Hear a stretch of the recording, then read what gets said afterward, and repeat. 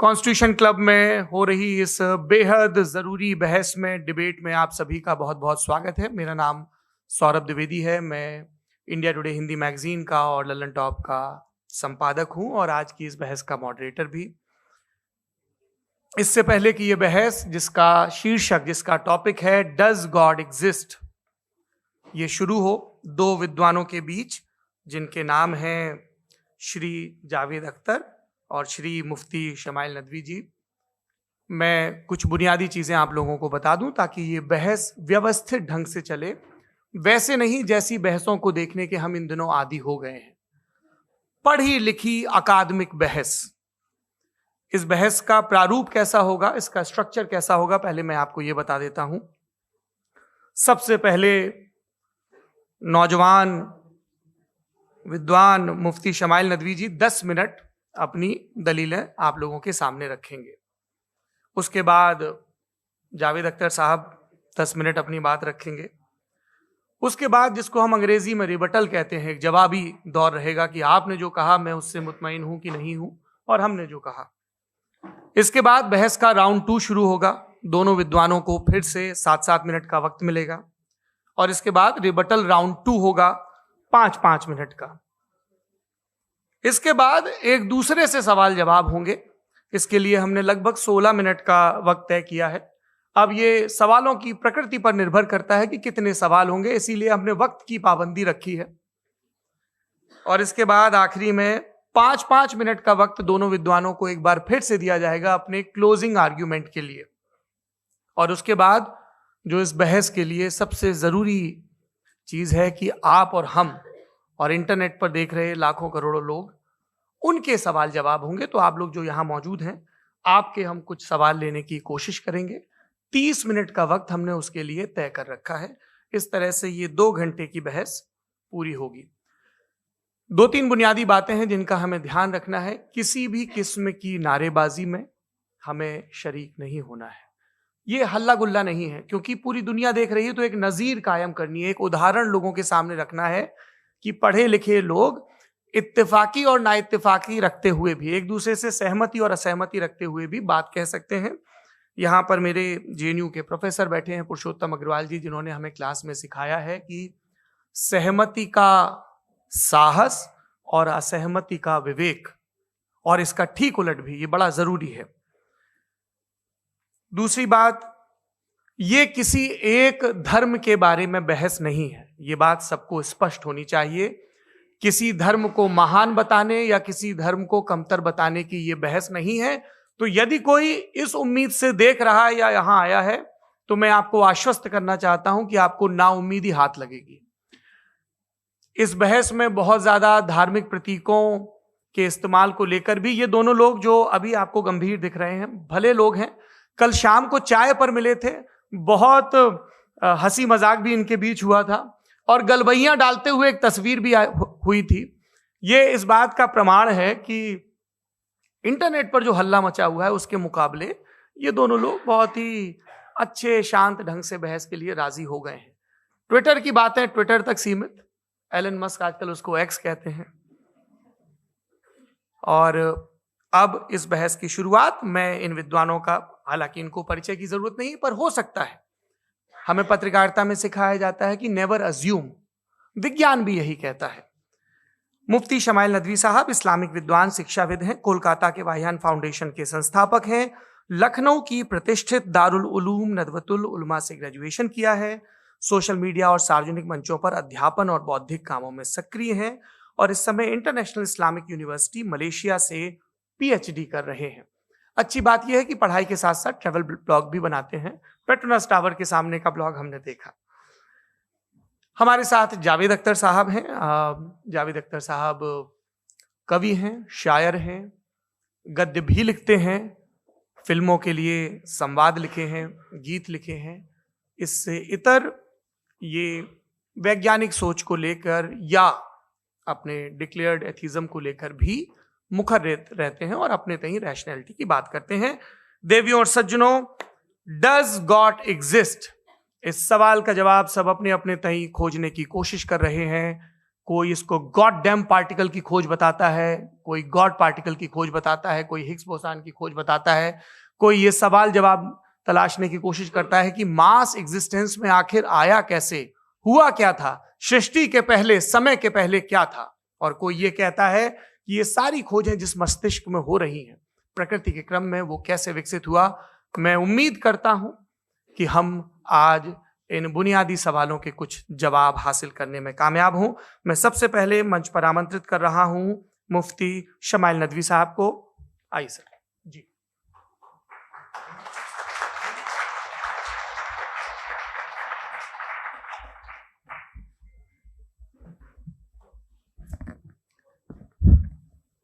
एक आपकी गुजारिश, आप बोलना शुरू करें। आप लोग प्लीज अपने फोन लाइट मोड पे या साइलेंट मोड पे एक बार चेक कर लें, कई बार बेध्यानी हो जाती है।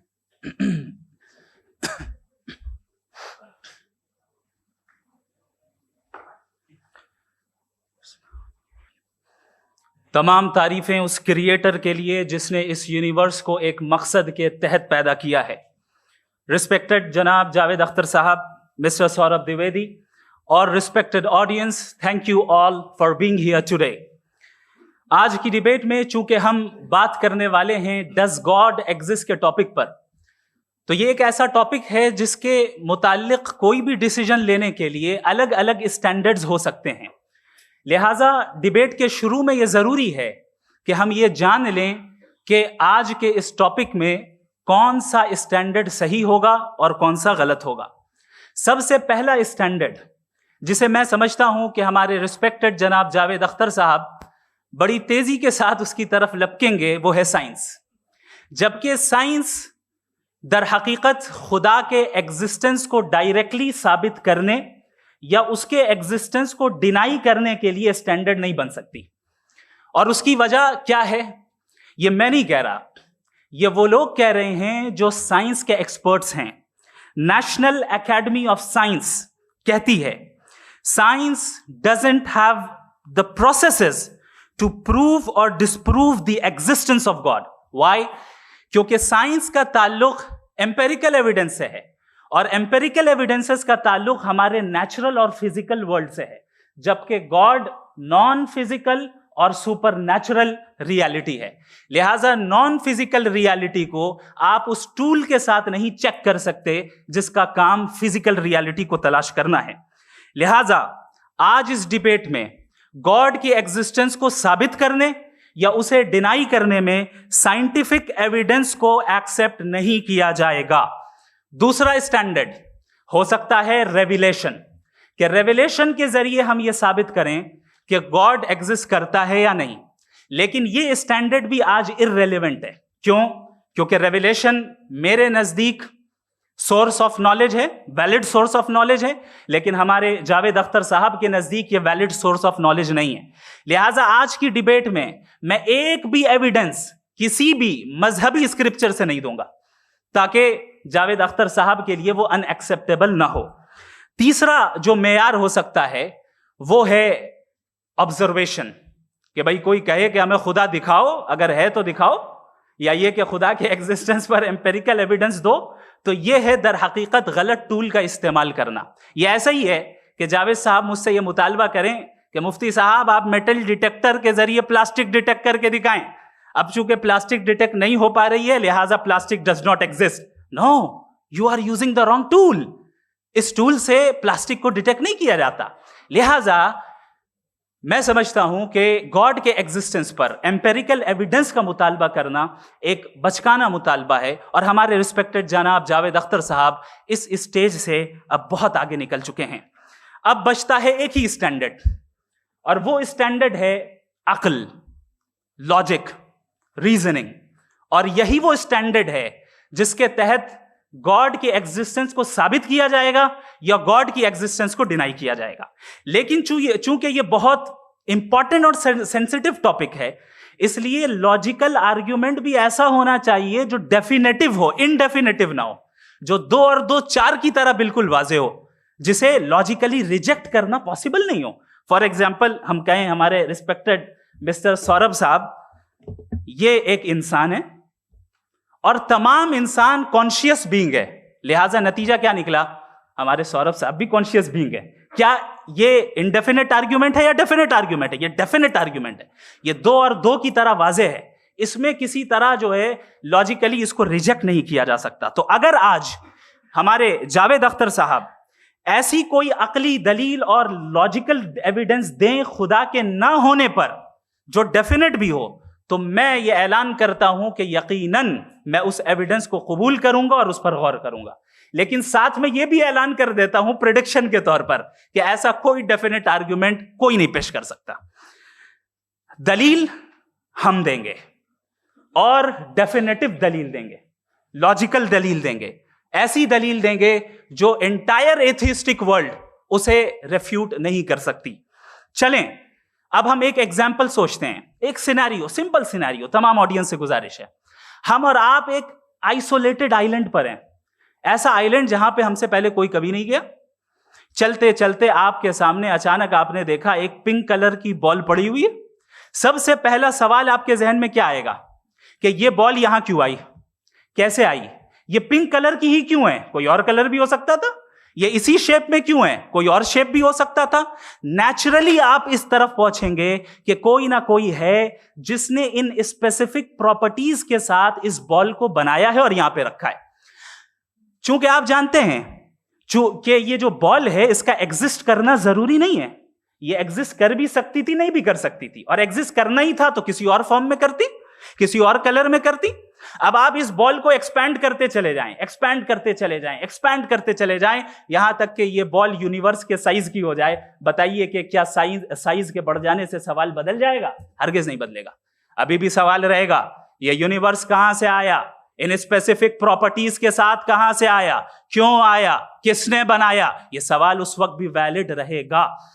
लेकिन ये सवाल अगर हम जनाब जावेद अख्तर साहब से करें तो चूंकि इनका वर्ल्ड व्यू एथिस्टिक है, और सिर्फ इनका नहीं, मतलब जितने भी एथिस्ट हैं और एथिस्टिक वर्ल्ड व्यू को रखने वाले से अगर आप ये सवाल करें कि ये यूनिवर्स कहां से आया, तो इनका जवाब या तो आर्ग्यूमेंट फ्रॉम इग्नोरेंस होगा या डॉगमेटिक होगा।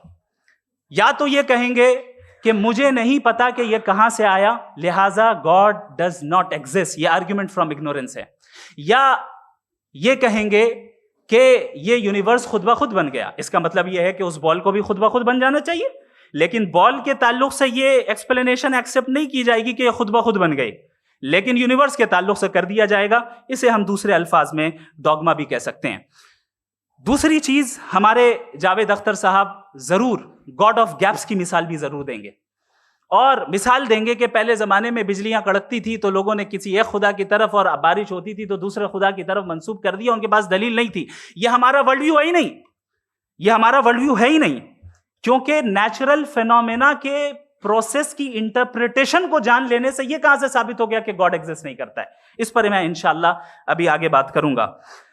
आप हजरात ये भी देखेंगे, और मैं ये एक्सपेक्ट करता हूं कि हमारे रिस्पेक्टेड जनाब जावेद अख्तर साहब जरूर इमोशनल आर्ग्यूमेंट्स भी देंगे, जो कि एक लॉजिकल फेलेसी है जब बात आती है ट्रुथ को डिसाइड करने में।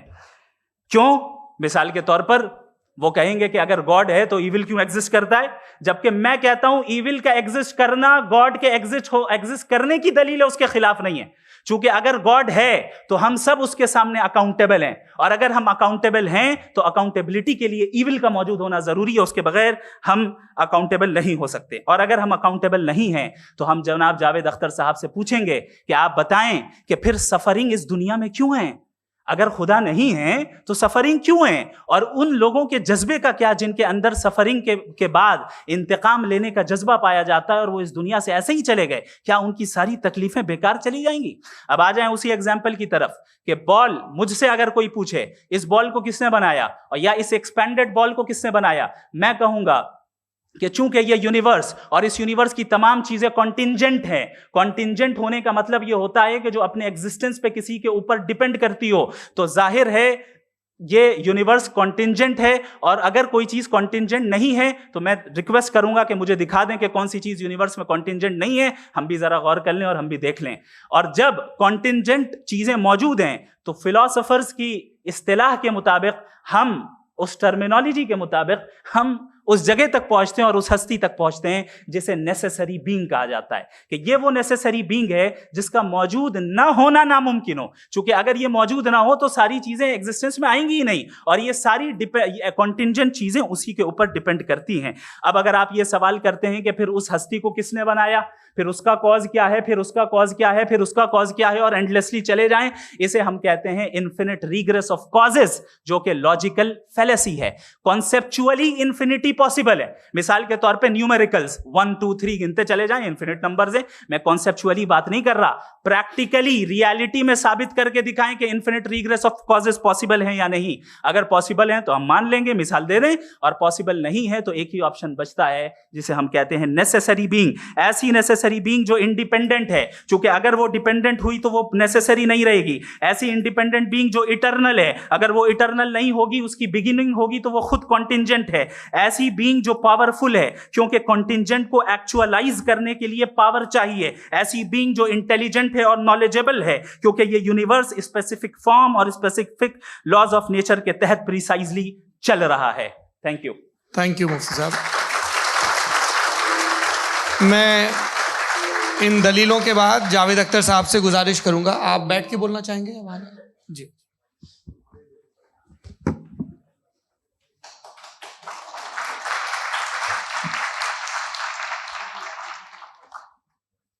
पहले तो मैं मुफ्ती साहब को एक अच्छी खबर देना चाहूँगा कि मेरी नॉलेज साइंस के बारे में बड़ी मामूली है, तो आप फिक्र ना करें उसकी, लेकिन कुछ कॉमन सेंस है मुझ में। देखिए, ये खुदा का तस्वुर कोई नया तस्वुर नहीं है, ये सदियों से रहा है।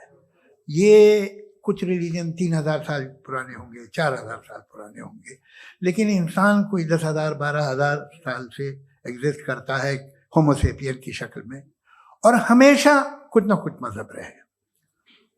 ये मजहब जाहिलों के नहीं थे, ये मजहब एक ऐसी ग्रीक सोसाइटी के थे जहाँ बड़े बड़े फिलोसफर पैदा हुए।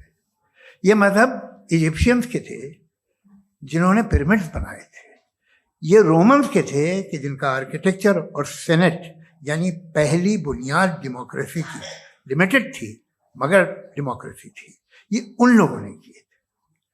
तो इनका जो जुपिटर था, रा था, ज़्यूस था, उन्हें उस पर इतना ही एतमाद था जितना आज किसी मजहबी आदमी को अपने खुदा पे होगा। क्रिश्चियनिटी आने से पहले यूरोप में एक मजहब था, जर्मेनिक रिलीजन। उसका एक खुदा था, उसकी एक बीवी थी, उसके 2 बेटे थे, एक बेटी थी। फिर जर्मनी में जब यूरोप में क्रिश्चियनिटी आई तो वो खुदा, उसकी बीवी और पूरे ख़ानदान चला गया। तो हमने, अगर हम हिस्ट्री देखें तो खुदा जो है वो ज़्यादातर फ़ानी है, वो हमेशा रहे नहीं।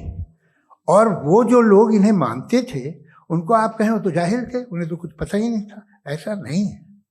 वो अपने वक्त में बड़े काबिल लोग थे और अपने वक्त में उन्होंने बड़े बड़े काम किए हैं, फिलोसफर्स थे, साइंटिस्ट थे।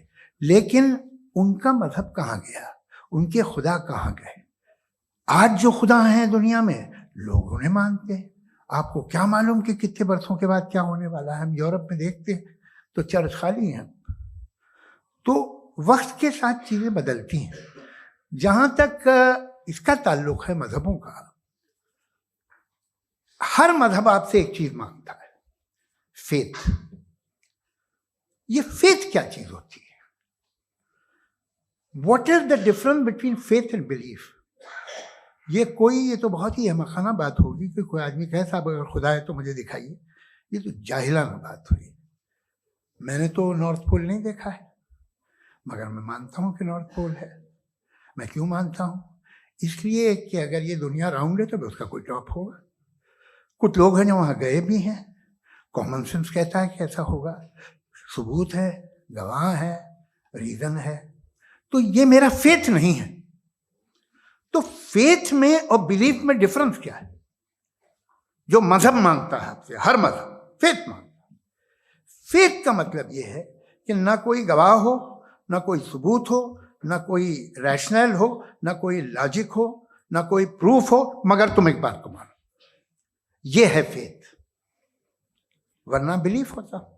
अगर इसमें कुछ भी सबूत होते, गवाह होते, तो फिर इसे आप बिलीफ कहते हैं। जैसे मेरा बिलीफ है कि नॉर्थ पोल है, मेरा फेथ थोड़ी है। फेथ इन तमाम शर्तों को रद्द करता है। तो फिर स्टुपिडिटी क्या है?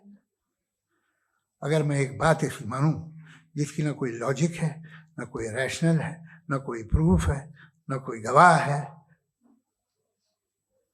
ना कोई सबूत है, और मैं उसे मानूं, तो ये स्टुपिडिटी हुई।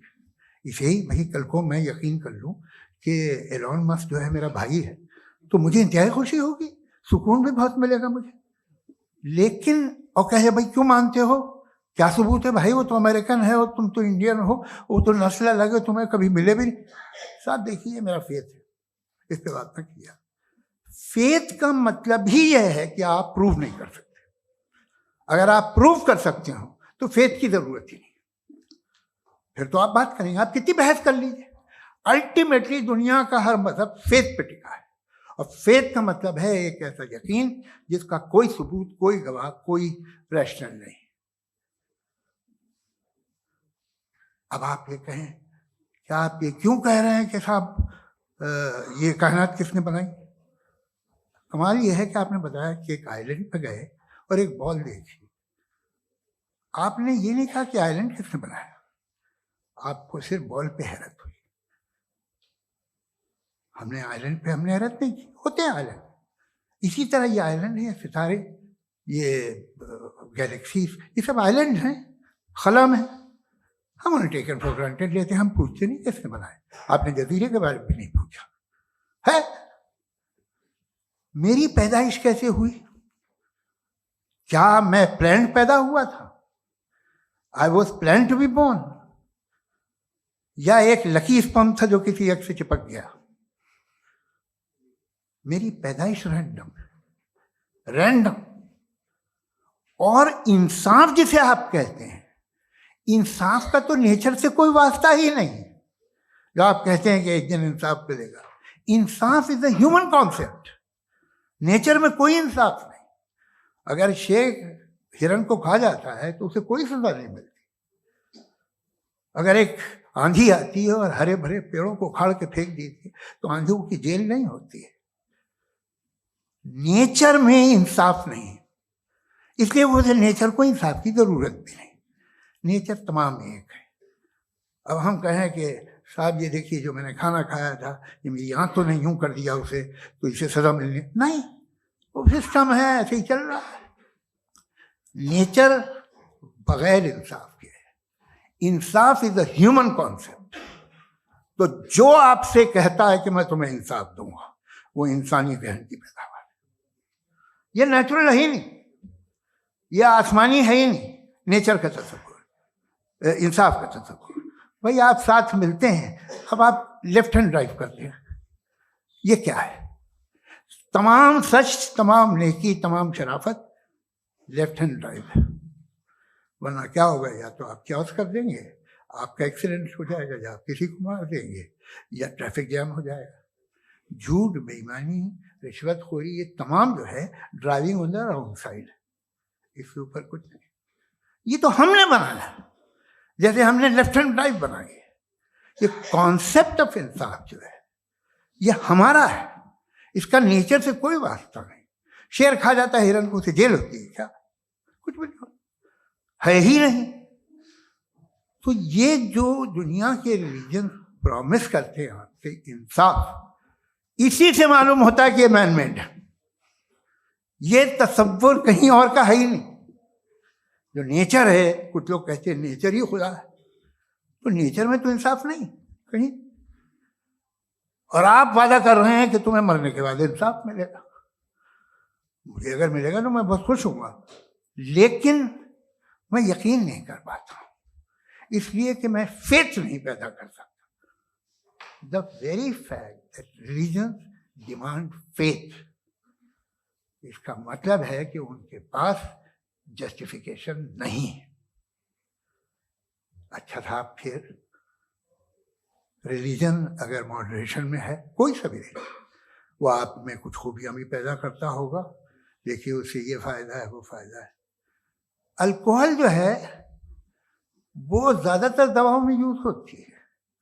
और एक सर्वे किया गया था अमेरिका में कि लॉन्जेटिविटी किन लोगों की है, तो एक तरफ वो लोग थे जो शराब पीते ही नहीं थे और एक तरफ वो थे जो एक बोतल शराब रोज पीते थे। सबसे ज़्यादा लंबी उम्र उनकी है जो 2 पैक नाप के शराब पीते हैं और खाना खाते हैं। मगर हम शराब को बुरा समझते हैं, मैं भी बुरा समझता हूँ। क्यों? ऐसा होता नहीं। कुछ चीज़ों में आदत होती है कि वो बढ़ती है। आज तक में एक आदमी दूध पीता है, आप 10 साल बाद भी मिलेंगे तो एक ही गिलास पीता होगा। ऐसा नहीं होता, सुबह से दूध पीता रहता है। मिल्कोहलिक मैंने नहीं देखे, अल्कोहलिक होते हैं। ये टेंडेंसी है मजहब की कि वो बढ़ता है, जैसे कैंसर बढ़ता है, जैसे शराब बढ़ती है। कुछ लोग होंगे जो उसे सही तरह से यूज करते। मुझे यकीन है कि हमारे मुफ्ती साहब भी उनमें से एक हैं। इनसे बहुत खुशी हुई मुझे इनसे मिलकर। लेकिन कितने लोग हैं कि आज आप देखते हैं दुनिया में जो तबाहियां हैं, इनमें कितना हाथ है उन लोगों का जो बिलीवर कहते था मजहब ये नहीं कहता, ना कहता होगा, मगर जब ये मजहब पीते हैं तो ऐसे बिहेव करते हैं। थोड़ा सा अगर हो तो शायद बहुत अच्छी बात, लेकिन शराब थोड़ी सी नहीं रहती, उसमें टेंडेंसी है पहले। थोड़ा सा अगर 2-3 कैंसर के सेल हो ना बॉडी में तो आदमी स्लिम रहेगा, लेकिन वो 2-3 सेल नहीं रहते, वो मल्टीप्लाई होते हैं। जावेद साहब, टाइम पूरा हो गया। टाइम हो गया तो बस बात खत्म हो गई। अच्छा, मुझे कुछ और कहने को था भी नहीं।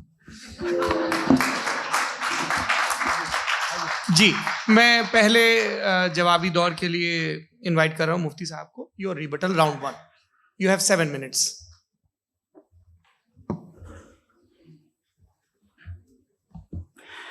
Thank you very much Javed साहब। आपकी बात को सुनकर बड़े महजूज हुए हम लोग। महजूज, do you understand? We enjoyed. Okay, अब थोड़ा सा लॉजिकली उसको हम लोग दरअसल हम लोगों ने कल गुजारिश की थी मुफ्ती साहब से भी, जावेद साहब से भी, कि हिंदुस्तानी जबान आम फहम सबको समझ में आ जाए और जहां कहीं आप मुश्किल शब्द इस्तेमाल करें वहां बताते भी चलें। Thank you. तो सबसे पहले हमारे रिस्पेक्टेड जावेद साहब ने हवाला दिया कि खुदा फानी है। कितने मजहब आगे चले गए, किसी ने जुपिटर को खुदा माना, किसी ने किसी को माना। मैं कहता हूं जिसने कॉन्टिंजेंट चीज को खुदा माना, गलत माना, वो खुदा ही नहीं, वो खुदा ही नहीं है।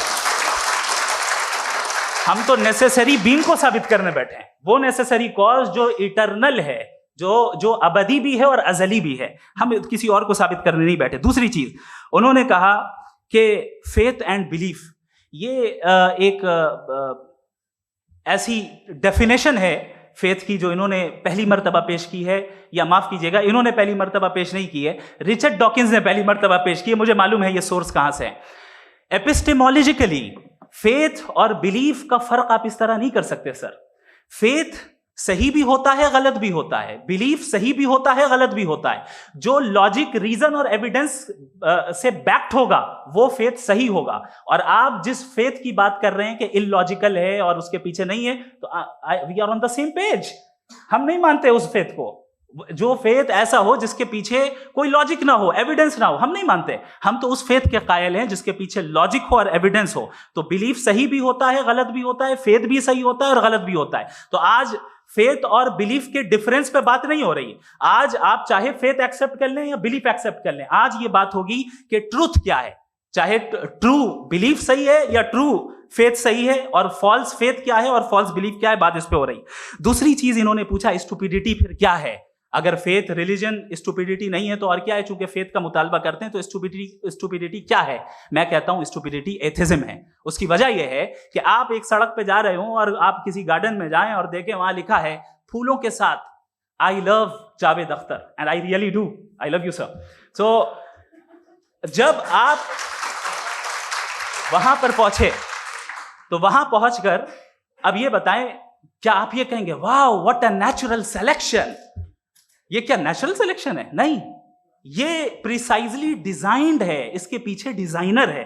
लिहाजा अगर कोई एक ऐसी कॉमन सेंस की बात को कबूल नहीं कर रहा है कि यूनिवर्स जो इतने प्रिसाइजली काम कर रहा है, हम कह दें कि खुद ब खुद बन गई, मैं समझता हूं इससे बड़ी स्टुपिडिटी और कुछ नहीं है। ये इरैशनल चीज है।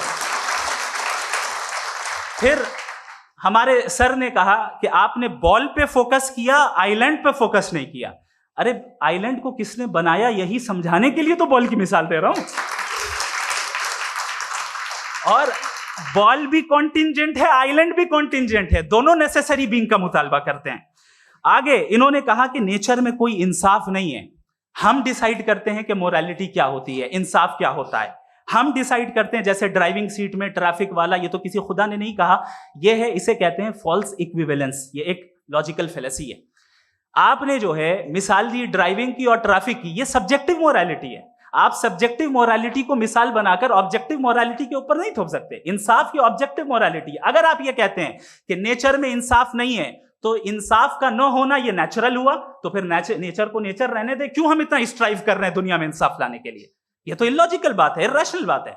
इसलिए बहुत सी चीजें ऐसी हैं जो ऑब्जेक्टिवली जो है इविल या गुड हैं, और बहुत सी चीजें ऐसी हैं जो सब्जेक्टिवली हैं। सब्जेक्टिवली जो मोरल होता है या इमोरल होता है, उसको हम सोशल कंसेंसस से या पर्सनल प्रेफरेंस से डिसाइड करते हैं। लेकिन जो ऑब्जेक्टिव मोरालिटी है, जिसमें इंसाफ आया, जो इन्होंने बार बार रिपीट किया, ये ऑब्जेक्टिव है, सब्जेक्टिव नहीं है। अगर आप कहते हैं ये सब्जेक्टिव है, तो मेरा सवाल आपसे ये है, क्या सोशल कंसेंसस के जरिए अगर जुल्म को सही करार दे दिया जाएगा तो आप जुल्म को जस्टिफाई करेंगे? दूसरी चीज इन्होंने ये कहा कि 2 पैक शराब पी लें तो वो उतने पे नहीं रहता, बढ़ जाता है। यही मामला मजहब के साथ है। 2 पैक आप पी लें, बढ़ेगा। तो ये एक ऐसी मिसाल है, इसको कहीं भी फिट कर लें कि आप एथिज्म पे जब फिट करें, जब आप 2 पैक एथिज्म का लेंगे ना, तो वो बढ़ बढ़ के नॉर्थ कोरिया बनेगा। Thank you.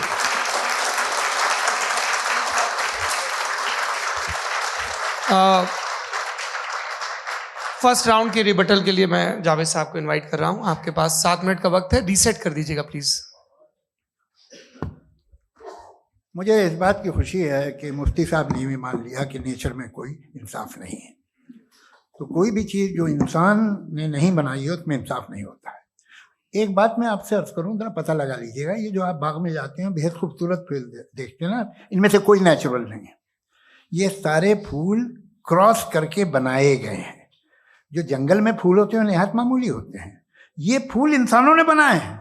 जो आप बाग में देख के वाह वाह कहते हैं, ये इंसानों के बनाए हुए हैं। डिफरेंट फूलों को क्रॉस करके, डेवलप करके, फिर क्रॉस करके इस तरह से बनाए गए। नेचुरल फ्लावर नहीं। किसी जंगल वीरान में जाके आप गुलाब के फूल नहीं देखेंगे। ये सब बनाए हुए इंसान ने, बहुत से काम इंसान ने किए हैं। बाकी है कि आपने मेरी एक बात का जवाब नहीं दिया, जिससे मुझे शिकायत है कि फेथ क्या है और आप फेथ मांगते क्यों हैं मुझसे? आप तो लॉजिकल हैं, आपके पास तो सारे रैशनल हैं, आपके पास सारे सबूत हैं, तो आपको फेथ की डिमांड क्यों करते हैं कि भाई तुम सरेंडर कर दो और सवाल मत करो?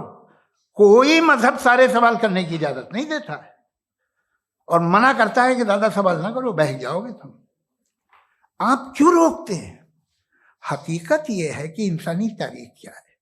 इंसानी तारीख ये है कि दुनिया में 2 तरह के लोग हुए। एक वो जिन्होंने अपनी लाइल्मी की परस्तिश की है, दूसरे वो जिन्होंने अपनी इग्नोरेंस या लाइल्मी से झगड़ा किया है और मालूम किया है कि क्या है। ये जो आप कह रहे हैं, आज आप हैरान हैं कि भाई ये यूनिवर्स कैसे बनी। लोग हैरान थे कि सूरज डूबता है तो इधर से कैसे निकलता है। और आप एक कदम जाके हमेशा का मानने को तैयार है, एक कदम पीछे ही मान जाइए। भाई आप इसके बाद जाते हो, कहते सवाल ना करना कि ये कहाँ से आया, ये पावर तो हमेशा से हमेशा रहेगी। तो आप यूनिवर्स के बारे में मानने में क्या तकलीफ है? एक कदम पहले रुक जाइए। ये हमेशा से थी या नहीं थी हमें मालूम नहीं है। और ये कहना कि हमें मालूम नहीं है, कमाल ये है कि दुनिया के सारे मजहब सब जानते हैं ये दुनिया कैसे बनी थी, कैसे मिटेगी, मरने के बाद क्या होगा, इनको सब इल्म है। इनको किसी को डायनासोर होते थे पहले ये नहीं पता था, किसी को नहीं पता। किसी भी दुनिया की मजहबी किताब में डायनासोर का जिक्र नहीं है। लेकिन बाकी सब बातें, how to make universe in 4 easy lessons and बाकी सब पता है। जिसको सब पता है वो गड़बड़ है।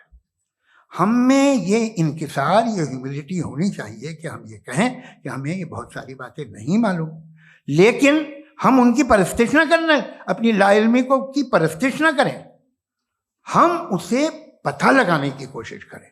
जिस दुनिया में आप बैठे हैं सर, ये हॉल जो है, ये इलेक्ट्रिसिटी जो है, ये माइक जो है, जिस हवाई जहाज से आप आए थे, वो जिस कार से आप यहाँ आए हैं, ये सब उन लोगों की बनाई हुई है जिन्होंने सवाल किए थे।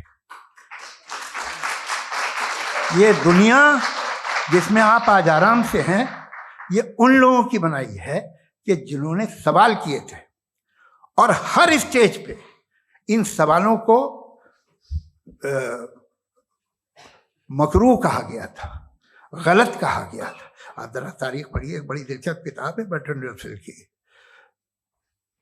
जिसमें उसने रिलीजन एंड साइंस कि कब से रिलीजन जो है साइंस के अगेंस्ट है, और हद तो यह है कि भाप के इंजन के खिलाफ थे, स्टीम इंजन के भी खिलाफ थे, और फतवे हुए उन पे, वेटिकन ने दिए।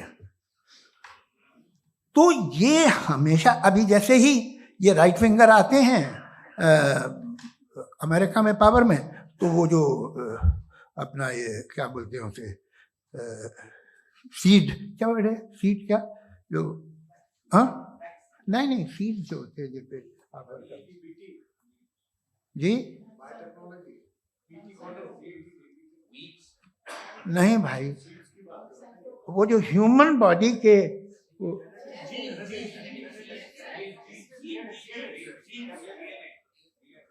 उस पर रिसर्च बंद हो जाती है, रिपब्लिकन नहीं करने देते। अरे भाई इतना डर क्या है तुम्हें? एक जमाने में बहुत नाराज थे ये सारे मजहबी लोग कि ये इंसान तो इंसान बनाने की कोशिश कर रहा है। आपको क्या तकलीफ भाई, बना ले तो बना लेने दो, ये खौफ क्या है? और ये सब आज जो आप कह रहे हैं नामुमकिन है, ये कैसे हुआ? मुझे एक किस्सा याद आता है।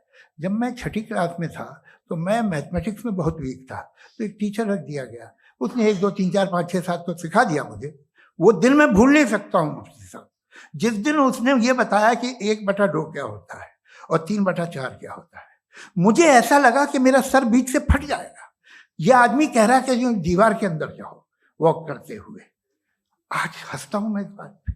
तो आज जो बातें आपके जहन से बिल्कुल परे हैं और आप हैरान होते हो उन्हें देख के, एक वक्त आएगा कि मामूली लगेंगी। और हुआ है, आपकी इंसानी तारीख ही है। इतनी जल्दी सारे फैसले आप मत कर लीजिए, थोड़ा ये ह्यूमिलिटी रखिए कि भाई ये हमें नहीं मालूम। ये कहने में क्या आ रहा है? ये यूनिवर्स कहाँ तक फैली, ये कब से है और कब तक रहेगी, हमें नहीं मालूम। आपने फैसला कर लिया कब बनी। ये आपके हिसाब से कोई 14 बिलियन ईयर बनी जो समझा जाता है। उससे पहले हजारों करोड़ों अरबों साल तक खुदा बैठा क्या कर रहा था? खामोश बैठा था, ऐसी जमाइयाँ ले रहा था। फिर उसे आइडिया है, यार एक काम करते, वक्त अच्छा गुजर जाएगा, यूनिवर्स बनाते। सोचिए, वो तो हमेशा से है ना, मगर यूनिवर्स हमेशा से नहीं है, ये तो बनाई गई है। और उससे पहले क्या था, इनका क्या काम था?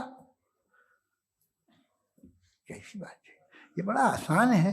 जो बात हमें आज धीरे धीरे पता चली है, बरसों 2000 और 2500 साल पहले आपको किसी ने बता दिया कि क्या था, आप मान गए, और तब से वही मान रहे हैं जो 2500 साल पहले कहा गया था। सब कुछ बदल गया है, सॉल्व हो रही हैं चीजें। अभी साइंस बिल्कुल दावा नहीं करती, या कोई फिलोसफर ये दावा नहीं करता कि हमें सब मालूम, बल्कि वो कहता है कि हमें जितना मालूम होता है उससे ये मालूम होता है कि हमें कितना कम मालूम। तो हम अपनी जहालत से लड़े, उसकी परस्तिश ना करें। जी, टाइम है। Thank you so much. मैं तर्कों की श्रृंखला में राउंड 2 के लिए मुफ्ती साहब को आमंत्रित कर रहा हूं। आपके पास एक बार फिर से 7 मिनट का वक्त है। शुक्रिया। जनाब जावेद अख्तर साहब कई मर्तबा दोहरा रहे हैं कि फेथ का मतलब बताइए, फेथ का मतलब बताइए। मैंने बता दिया, फेथ सही भी होता है, गलत भी होता है। और आज हम फेथ पे बात नहीं कर रहे, हम ट्रुथ और डज गॉड एग्जिस्ट पे बात कर रहे हैं। क्या डज गॉड एग्जिस्ट, ये ट्रुथ यानी गॉड है या नहीं है, इसमें से दोनों ट्रुथ क्या है। अब आप उसे फेथ कह लें, बिलीफ कह लें, नॉट माई बिजनेस। उसके बाद आपने कहा कि भाई सवाल करने से मजहब रोकता है। मैं कहता हूं जो रोकता है वो रोकता होगा, मैं नहीं रोकता, बल्कि सवाल करें, सवाल करना चाहिए। सवाल कर करके तो हम आगे बढ़ते हैं, तरक्की करते हैं, और इसीलिए मैं आज यहां पे आया हूं। लेकिन सवाल सिर्फ खुदा से नहीं होगा, आपसे भी होगा। सवाल एथिज्म से भी होगा, सवाल सिर्फ मजहब से नहीं होगा, सबसे होगा। और आज मैं सवाल करूंगा और उम्मीद है कि आप जवाब देंगे। अभी तक आपने वैसे कॉन्टिंजेंसी आर्गुमेंट का कोई जवाब नहीं दिया है। चलें, आपने कहा यूनिवर्स के बारे में इटर्नल क्यों नहीं बोल देते। ये चूंकि लॉजिकली पॉसिबल ही नहीं है कि यूनिवर्स इटर्नल हो। यूनिवर्स एक कॉन्टिंजेंट चीज है जो टाइम एंड स्पेस के पाबंद है, टाइम एंड स्पेस से बाउंड है। जो टाइम एंड स्पेस से बाउंड होगा वो कॉन्टिंजेंट होगा, जो कॉन्टिंजेंट होगा वो उसकी बिगिनिंग हुई होगी, जिसकी बिगिनिंग हुई होगी वो इटर्नल नहीं हो सकता। ये तो कॉमन सी बात है। आपने कहा कि किसी मजहबी किताब में डायनासोर का जिक्र नहीं है। अफसोस कि आज तक किसी मैथमेटिक्स की किताब में मुझे डायनासोर का जिक्र नहीं मिला। तो इसका मतलब मैथमेटिक्स की किताब बेकार है? नहीं, उसका वो टॉपिक नहीं है। रेवलेशन का और मजहबी किताबों का टॉपिक ये नहीं है कि आपको आके बताए साइकिल कैसे बनाते हैं, या आकर ये बताएं कि जो है डायनासोर कब था। वो तो मोरालिटी सिखाने आया है, गॉड के बारे में बताने आया, नॉन फिजिकल रियलिटी की हकीकत को सिखाने के लिए आया। रिलीजियन साइंस को रोकता है? नहीं रोकता। अगर रोकता है तो गलत करता है। रिलीजियन साइंटिज्म को रोकता है, जिसमें हमारे जावेद साहब मुब्तला हैं। साइंस और साइंटिज्म में फर्क है। साइंटिज्म यह है कि आप समझें कि साइंस और साइंटिफिक मेथोडोलॉजी ये नॉलेज को हासिल करने का वाहिद सोर्स ऑफ नॉलेज है। यह है साइंटिज्म। हम इसे रिजेक्ट करते हैं। हम साइंस को तो तरक्की करते हैं। भाई आप हमारी पूरी तारीख कर लें, पढ़ लें तो आपको पता चल जाएगा। बहरहाल ये अलग टॉपिक है। उसके बाद इन्होंने एक लफ्ज कहा, वेटिकन ने फतवा दिया। वेटिकन का फतवे से कोई ताल्लुक नहीं है, दोनों कॉन्ट्राडिक्टरी अल्फाज हैं। उसके बाद उन्होंने कहा कि भाई हमें नहीं मालूम। अगर नहीं मालूम तो क्लियरली कह देना कि नहीं मालूम है, इसमें क्या हर्ज है। तो वही तो मैं कह रहा हूं ना कि आप कह दें कि नहीं मालूम, लेकिन क्लेम क्यों कर रहे हैं कि गॉड एग्जिस्ट नहीं कर रहा है। आप कह दें नहीं मालूम है, हो सकता है हो सकता ना हो, लेकिन आप क्लेम कर रहे हैं। The moment you say God does not exist, this is a claim, and now the burden of proof is upon you too, जैसे हमारे ऊपर है। और क्यों है मैं बताता हूं, क्यों है ये भी मैं बताता हूं। फिलोसॉफिकली जो क्लेम होता है ना, सिर्फ ये नहीं होता कि इंसान कहे पॉजिटिव क्लेम करे और नेगेटिव क्लेम करे तो बर्डन ऑफ प्रूफ नहीं है। आप मिसाल के तौर पे मैं कहूं कि फुला उस कमरे में कोई नहीं है, मैंने एक नॉलेज का क्लेम किया है। उस कमरे में कोई नहीं है, मैंने एक नॉलेज का क्लेम किया। या तो मैं कहूं मुझे नहीं पता, हो भी सकता है नहीं भी हो सकता है, this is not a claim. लेकिन जब मैं कह रहा हूं कि वहां कोई नहीं है, या मैं कह रहा हूं वहां कोई है, दोनों क्लेम है और दोनों के ऊपर बर्डन ऑफ प्रूफ है। हमारे ऊपर भी बर्डन ऑफ प्रूफ है। मैंने कंटिंजेंसी आर्ग्यूमेंट दिया, इसे तोड़कर दिखाइए। आखिरी चीज, इन्होंने कहा कि खुदा दुनिया बनाने से पहले 150 साल पहले या करोड़ों साल पहले क्या कर रहा था। अरे हजरत, चलें बहरहाल मैं जवाब दे देता हूं। आप हमारे रिस्पेक्टेड पर्सनालिटी हैं, अगर आप नहीं होते तो मैं इसे एंटरटेन ही नहीं करता। टाइम ये 100 साल पहले या 100 साल बाद, पहले बाद में अभी, ये वो अल्फाज हैं जिनका ताल्लुक टाइम से है। टाइम शुरू ही हुआ है यूनिवर्स की बिगिनिंग के बाद, तो उसके पहले खुदा क्या कर रहा था? सवाल इलॉजिकल है, ये फेलेसी है। यानी आप ये कह रहे हैं कि यूनिवर्स के बनने से पहले खुदा क्या कर रहा था? टाइम के बनने से पहले, पहले का ताल्लुक टाइम से, टाइम उस वक्त था ही नहीं, तो ये सवाल ही इनवैलिड है खुदा के ताल्लुक से। दूसरी चीज, आर्ग्यूमेंट ऑफ कंटिंजेंसी जो मैंने आपके सामने पेश की है, आपने बार बार ये प्रूफ किया और ये कह रहे हैं कि गॉड ऑफ गैप्स। देखिए पहले नहीं मालूम था, साइंस ने कर दिया। सिंपल्स की मिसाल से मैं समझा देता हूं। जिस गैप्स की आप बात कर रहे हैं ना, साइंस उन गैप्स को जिन चीज के जरिए भी प्रूव करेगा वो कॉन्टिंजेंट ही होगा। अब चाहे वो फोर्स हो, मैटर हो या एनर्जी हो। लिहाजा सवाल हमारा उस वक्त भी वैलिड होगा जब तक कि आप नेसेसरी बीइंग पे ना आ जाएं। और इन्फिनिट रिग्रेस पॉसिबल नहीं है of causes in practical world, तो जाहिर है कहीं रुकना पड़ेगा। जहां रुकेंगे वही खुदा है। दूसरी चीज, आपने ये कहा, क्या कह रहा था मैं, किस पॉइंट को? What? Oh no, after that. Just now. हाँ, जहां रुकेंगे वही खुदा है। बहरहाल, तो टाइम का जिक्र हो गया। गॉड ऑफ गैप, सॉरी, या इसकी एक मिसाल आप ले लें। एक कार है, एक साहब ने देखा कि भाई कार जो है उसके व्हील्स कितने अच्छे लगे हुए हैं, सही जगह पे। स्टीयरिंग जो है कितने अच्छे जगह पे लगी हुई, और सीट्स कितने वेल डिजाइंड है, कितनी प्रिसाइजली ये कार काम कर रही है। तो जरूर कोई ना कोई इसे क्रिएट किया है, किसी ने क्रिएट किया है। अब जावेद साहब आए और कहे अरे जनाब बोनेट खोलिए, इसमें इंजन है, इंजन इस कार को चला रहा है, hence prove no one has created the car. This is illogical, this is irrational. आपने इंजन के जरिए उस गैप को तो साबित किया, लेकिन क्या उससे कार की जो क्रिएशन है और उसका जो क्रिएटर है ये इम्पॉसिबल हो जाए? ऐसा पॉसिबल है? उसका सवाल खत्म हो जाए, ऐसा पॉसिबल है? नहीं। आपने गैप्स को फिल करके, कॉन्टिंजेंट चीजों से गैप्स को फिल करके हमारे ऑब्जर्वेशन को और ब्रॉड कर दिया। अब हमें और पता चल गया कि ये जो कार है इसका सिस्टम कितना ज्यादा कॉम्प्लेक्स है। पहले कम समझते थे, अब कॉम्प्लेक्सिटी और ज्यादा वाजे हो गई। अब हमें समझ में आ रहा है कि हमारी सर्टेनिटी और बढ़ गई कि जरूर इस कार को किसी ना किसी ने बनाया। यही मामला यूनिवर्स का है। साइंस हमेशा फिजिकल वर्ल्ड की चीजों को ही फिल करती जाएगी और फिजिकल चीजों से ही करती जाएगी, क्योंकि एम्पेरिकल एविडेंस का ताल्लुक फिजिकल वर्ल्ड से है। आप साइंस के जरिए मेटाफिजिकल रियलिटी को कभी साबित नहीं कर सकते। ये रॉन्ग टूल का इस्तेमाल करना है। ये वही काम है कि आप मेटल डिटेक्टर से प्लास्टिक डिटेक्टर करने चलें, जो कि जाहिर है सही नहीं है। Thank you.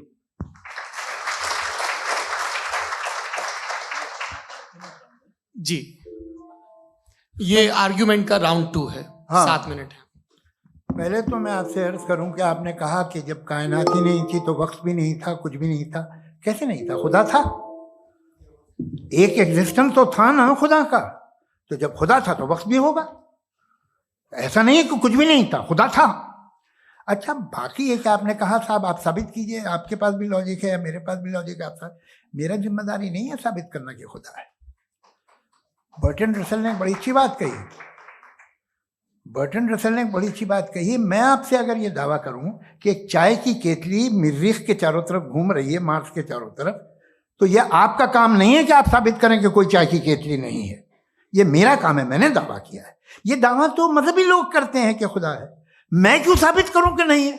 जब तक आप मुझे कन्विंस नहीं कर देंगे मैं नहीं मानूंगा। आपकी जिम्मेदारी है, मेरी जिम्मेदारी नहीं है। दोयम ये कि ये जो आप कह रहे हैं, जो गैप्स हैं, ये गैप जब जब किसी मजहब को चैलेंज करते हैं, जब ऐसा कोई बात आती है तो हंगामा हो जाता है कि जब वो चैलेंज करें किसी फेथ को।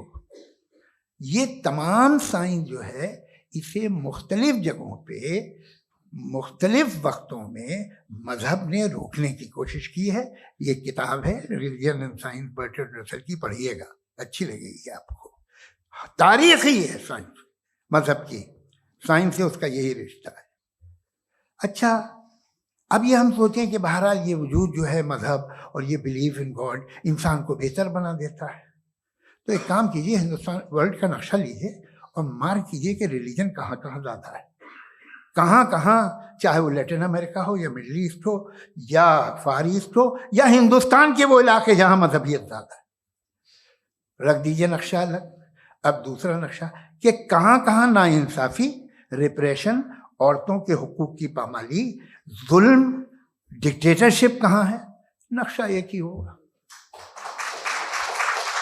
तो आप मुझे बताएं कि जो इसका तरकीब इस्तेमाल क्या है, खुदा का तरकीब इस्तेमाल तो बताइए। आप छोटी सी दवा सड़क पे बेचते हैं, उसकी भी तरकीब इस्तेमाल बताते हैं।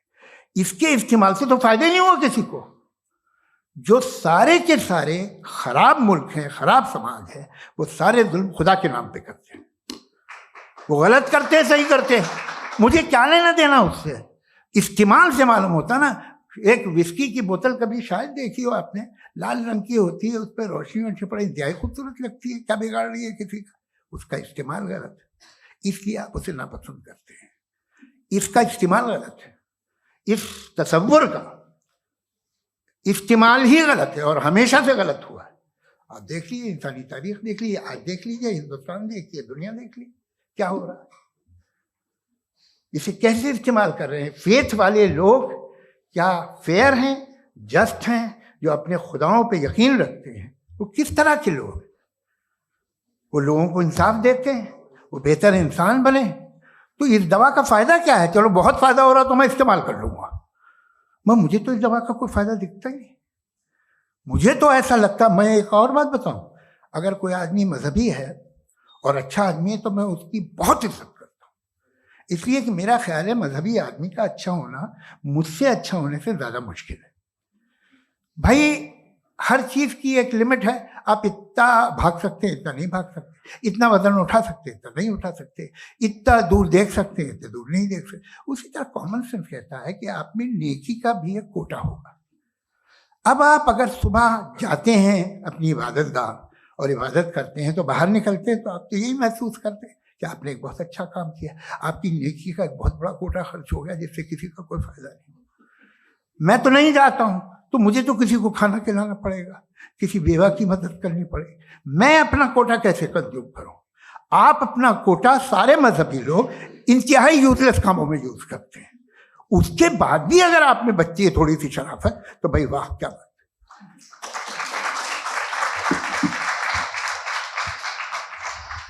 एक तो मुझे ये बात बहुत अच्छी लग रही है कि दोनों ही विद्वान समय को मानते हैं और बहुत समय से अपनी दलीलें और बाज दफ़ा समय से पहले अपनी तकरीरें पूरी करके अपनी अपनी कुर्सी पर बैठ रहे हैं। ये इस आर्ग्यूमेंट का राउंड 2 पूरा हुआ।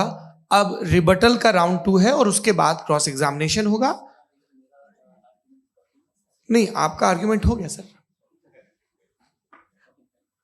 हमारे यहाँ स्कूल के सिलेबस में पंच परमेश्वर कहानी पढ़ाई जाती है, प्रेमचंद जी की लिखी हुई। आप निश्चिंत रहिए, आपके कोई राउंड में मिस नहीं होने दूंगा। रिबटल का राउंड 2 मुफ्ती शमाइल नदवी साहब।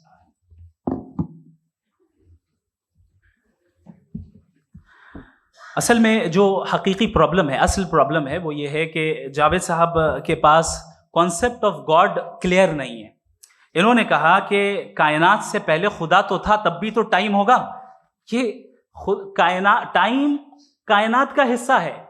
हम खुदा, उस खुदा को मानते हैं, नेसेसरी बीइंग का टाइमलेस होना जरूरी है, चूंकि वो टाइम का क्रिएटर है।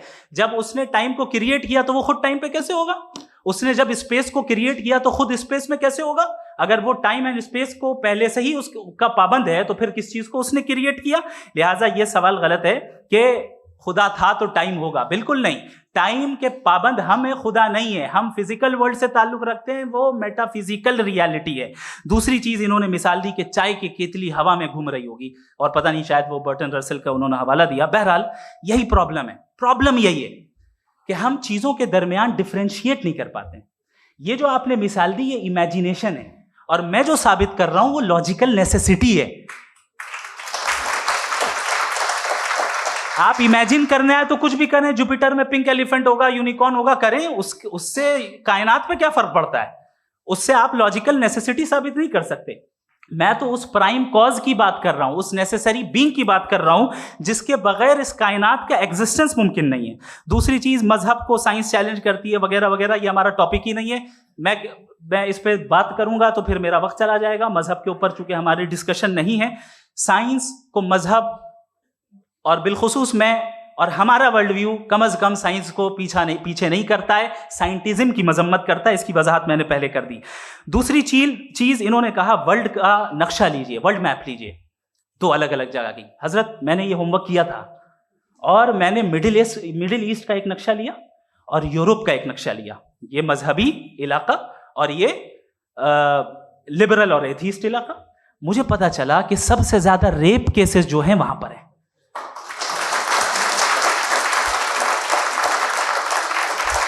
मुझे ये पता चला यूएन की रिपोर्ट के मुताबिक, मैं ये अपने घर से नहीं लेके आ रहा, कि जो वर्किंग वुमेन है यूरोपियन कंट्रीज में, उसमें 81% वुमेन सेक्सुअल हैरेसमेंट का वर्क में शुमार हो रही है। ये मिडिल ईस्ट में नहीं हो रहा है, वो मजहबी लोग हैं इसलिए नहीं हो रहा है। दूसरी चीज आपने ये कहा कि मजहबी आदमी का अच्छा होना हमारे अच्छे होने से बहुत मुश्किल है, बहुत मुश्किल है। तो इसका मतलब यह है कि गॉड के अलावा आपके पास अच्छे और बुरे का कोई स्टैंडर्ड है। मैं चाहूंगा कि कन्वर्सेशनल स्टाइल वाले डिस्कशन और सेगमेंट पे इसी पे बात कर लेते हैं। Thank you very much.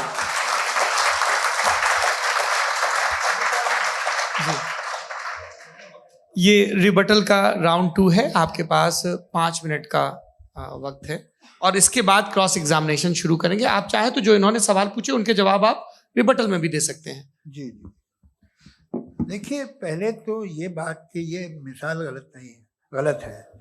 इन्होंने पहले ही हमको डिसार्म कर दिया।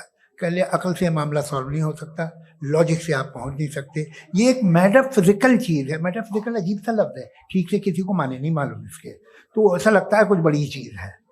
अरे भाई क्या होता है मेटाफिजिकल, बताओ, खड़ी हो। ये एक लफ्ज है जो कहीं भी इस्तेमाल हो जाता है। जब आप एक बात कर रहे हैं और आप मुझसे बहस कर रहे हैं तो मुझे मेटाफिजिकल मत बताइए, आप लॉजिकली मुझे प्रूफ किए। और अगर लॉजिकली आप नहीं बात करते साहब ये मेटाफिजिकल है, तो फिर हम आप बात क्या कर रहे हैं? मेरा आपका किस जबान में कॉन्वर्सेशन होगा? और ये कहना कि वक्त पहले नहीं था, तो फिर क्यों कहते हैं ये हमेशा से और हमेशा रहेगा? हमेशा वक्त है, तो आप कैसे कहते हैं वो हमेशा से है और हमेशा रहेगा? हमेशा का मतलब है कोई वक्त, अगर वक्त ही नहीं है तो हमेशा कैसे? बाहर वो रहेगा। अब मैं ये देखता हूं, आपने कहा ना कि वहां रेप ज्यादा होते हैं, तो हम एक बात देखते हैं कि ये दुनिया जिसपे वो कादर मुतलक है, जिसकी मर्जी के बगैर पत्ता भी नहीं हिलता, ओमनीपोटेंट है, ये दुनिया चल कैसे रही है? और इस दुनिया का हाल क्या है? 45,000 बच्चे जो 10 साल की उम्र से कम थे वो गाजा में मरे। भूख से काला हांडी में बच्चे मरते हैं और डिप्थेरिया से मरते हैं। डिप्थेरिया अजीब मर्ज है, गले में जाली बनना शुरू होती है, बच्चा नीला हो जाता है, गरीब का बच्चा, इसलिए कि उपास इलाज नहीं। ये कादर मुतलक है जो जाए कर दे, इससे आप दुआएं मांगते हैं हमारी ये काम कर दे वो कर दे, तो इसका मतलब डे टू डे लाइफ में वो इंटरफेयर करता है और ये देख रहा है वो।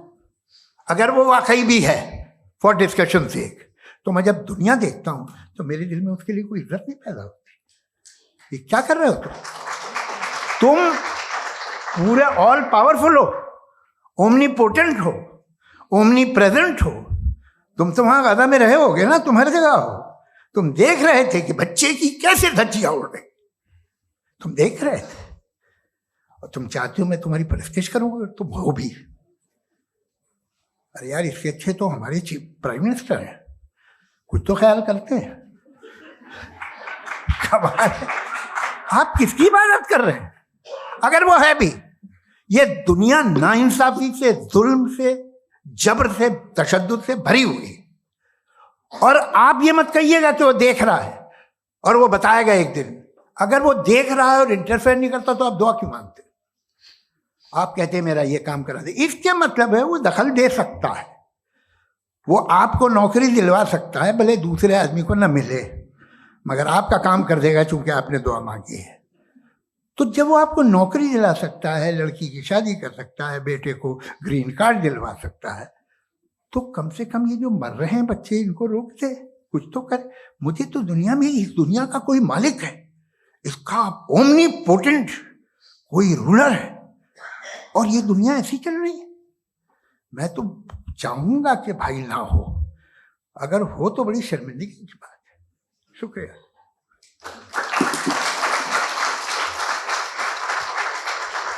देवियों और सज्जनों, इस बहस के 2 राउंड और 2 रिबटल पूरे हो चुके हैं। अब सबसे जरूरी और सबसे मुश्किल राउंड शुरू हो रहा है, क्रॉस एग्जामिनेशन का। अब इन विद्वानों की सज्जनता की एक परख भी होगी और वक्त हमने 16 मिनट का तय किया है। पहला सवाल आप पूछना चाहेंगे? जी बिल्कुल। पहले बोले भी आप माइक ले लीजिएगा हाथ में, नीचे से। जी मैं बोलता हूँ, ये डायस हटा सकते हैं क्या हम थोड़ा क्विकली? डायस पीछे कर दीजिए बस थोड़ा सा, है ताकि ये जो दाएं बाएं लोग बैठे हैं, इसे हटा ही दीजिए, वरना वहां तो जाने वाले नहीं। आराम से आराम से दोनों तरफ से हटा दीजिए।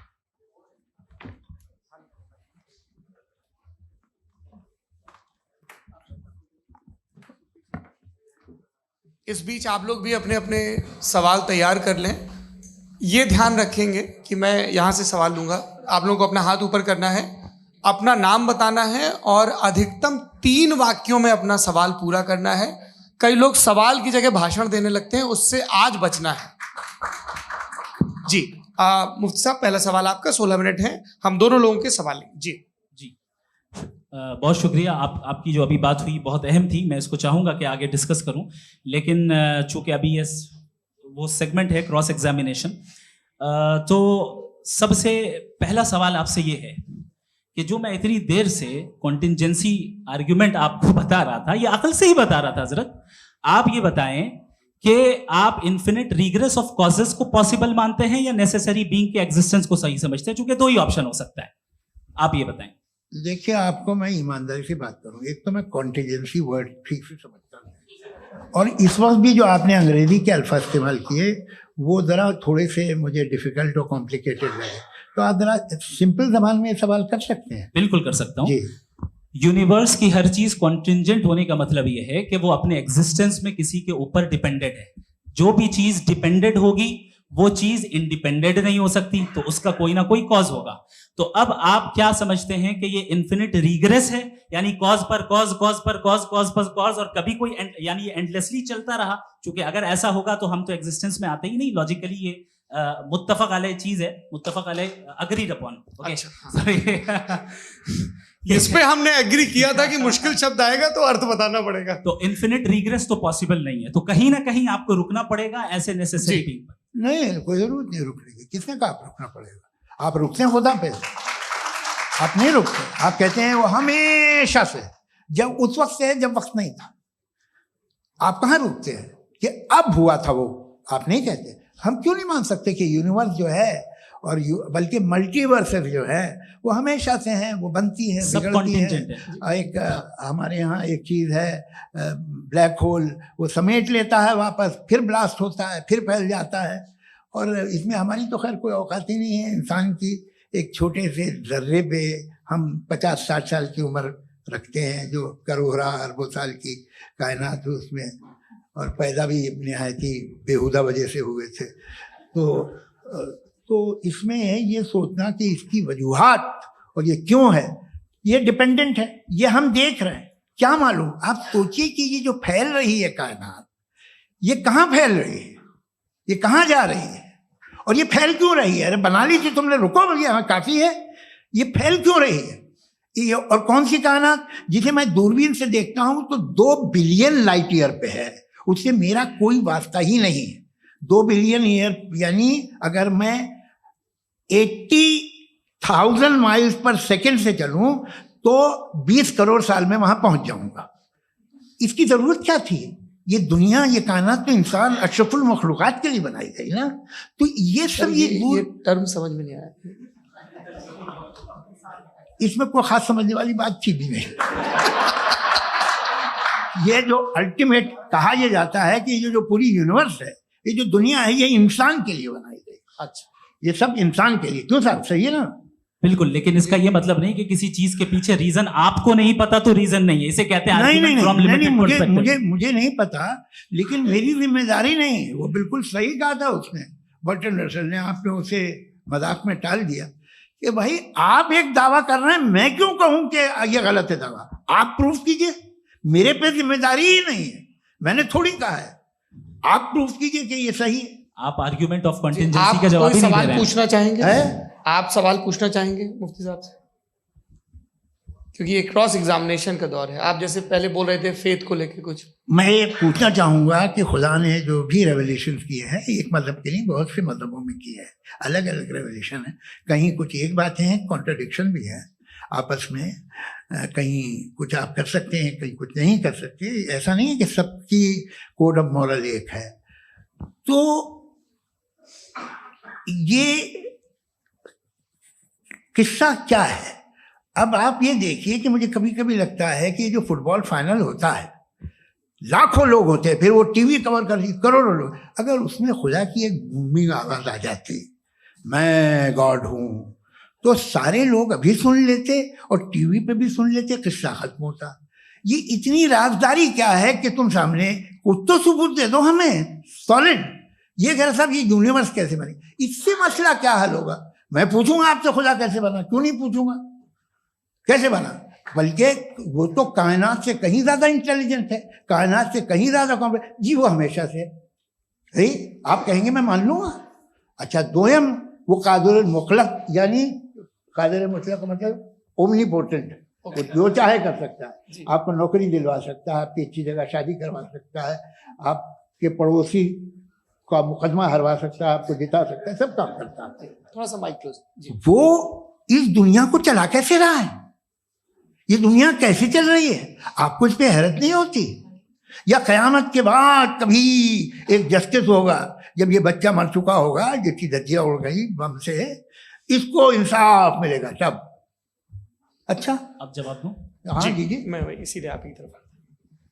सबसे पहले आपने रेवलेशन और स्क्रिप्चर्स की बात की, इस पे मैं बात कर सकता हूं लेकिन आज नहीं करूंगा चूंकि वक्त कम है, कभी और इस पे डिस्कस करेंगे। मैं तैयार हूं उस पे भी बात करने के लिए। ये अभी से राउंड 2 की भूमिका तय हो रही है। डज गॉड एग्जिस्ट राउंड 2 जी। चूंकि आज गॉड के एग्जिस्टेंस पे बात है तो मैं उसी के रिलेटेड जो है आपके सवालात को एंटरटेन भी करूंगा और मैं भी पूछूंगा।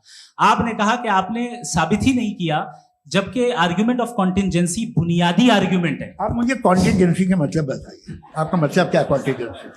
कॉन्टिंजेंसी का मतलब यह हुआ कि हर वो वजूद जो किसी भी चीज का पाबंद है, हर वो वजूद या हर वो चीज जो अपने एग्जिस्टेंस में किसी भी चीज के पाबंद है और उससे बाउंड है, उसको उसकी जरूरत है, उस पर डिपेंड करती है, तो जाहिर सी बात है कि उसका कोई ना कोई कॉज होता है। ये तो अक्ल की बात है।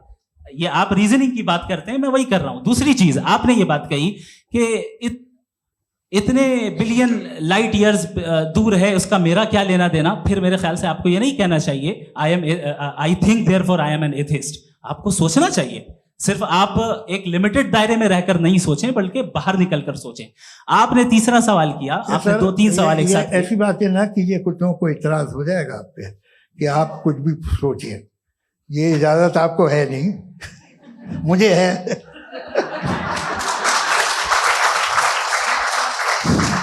जी।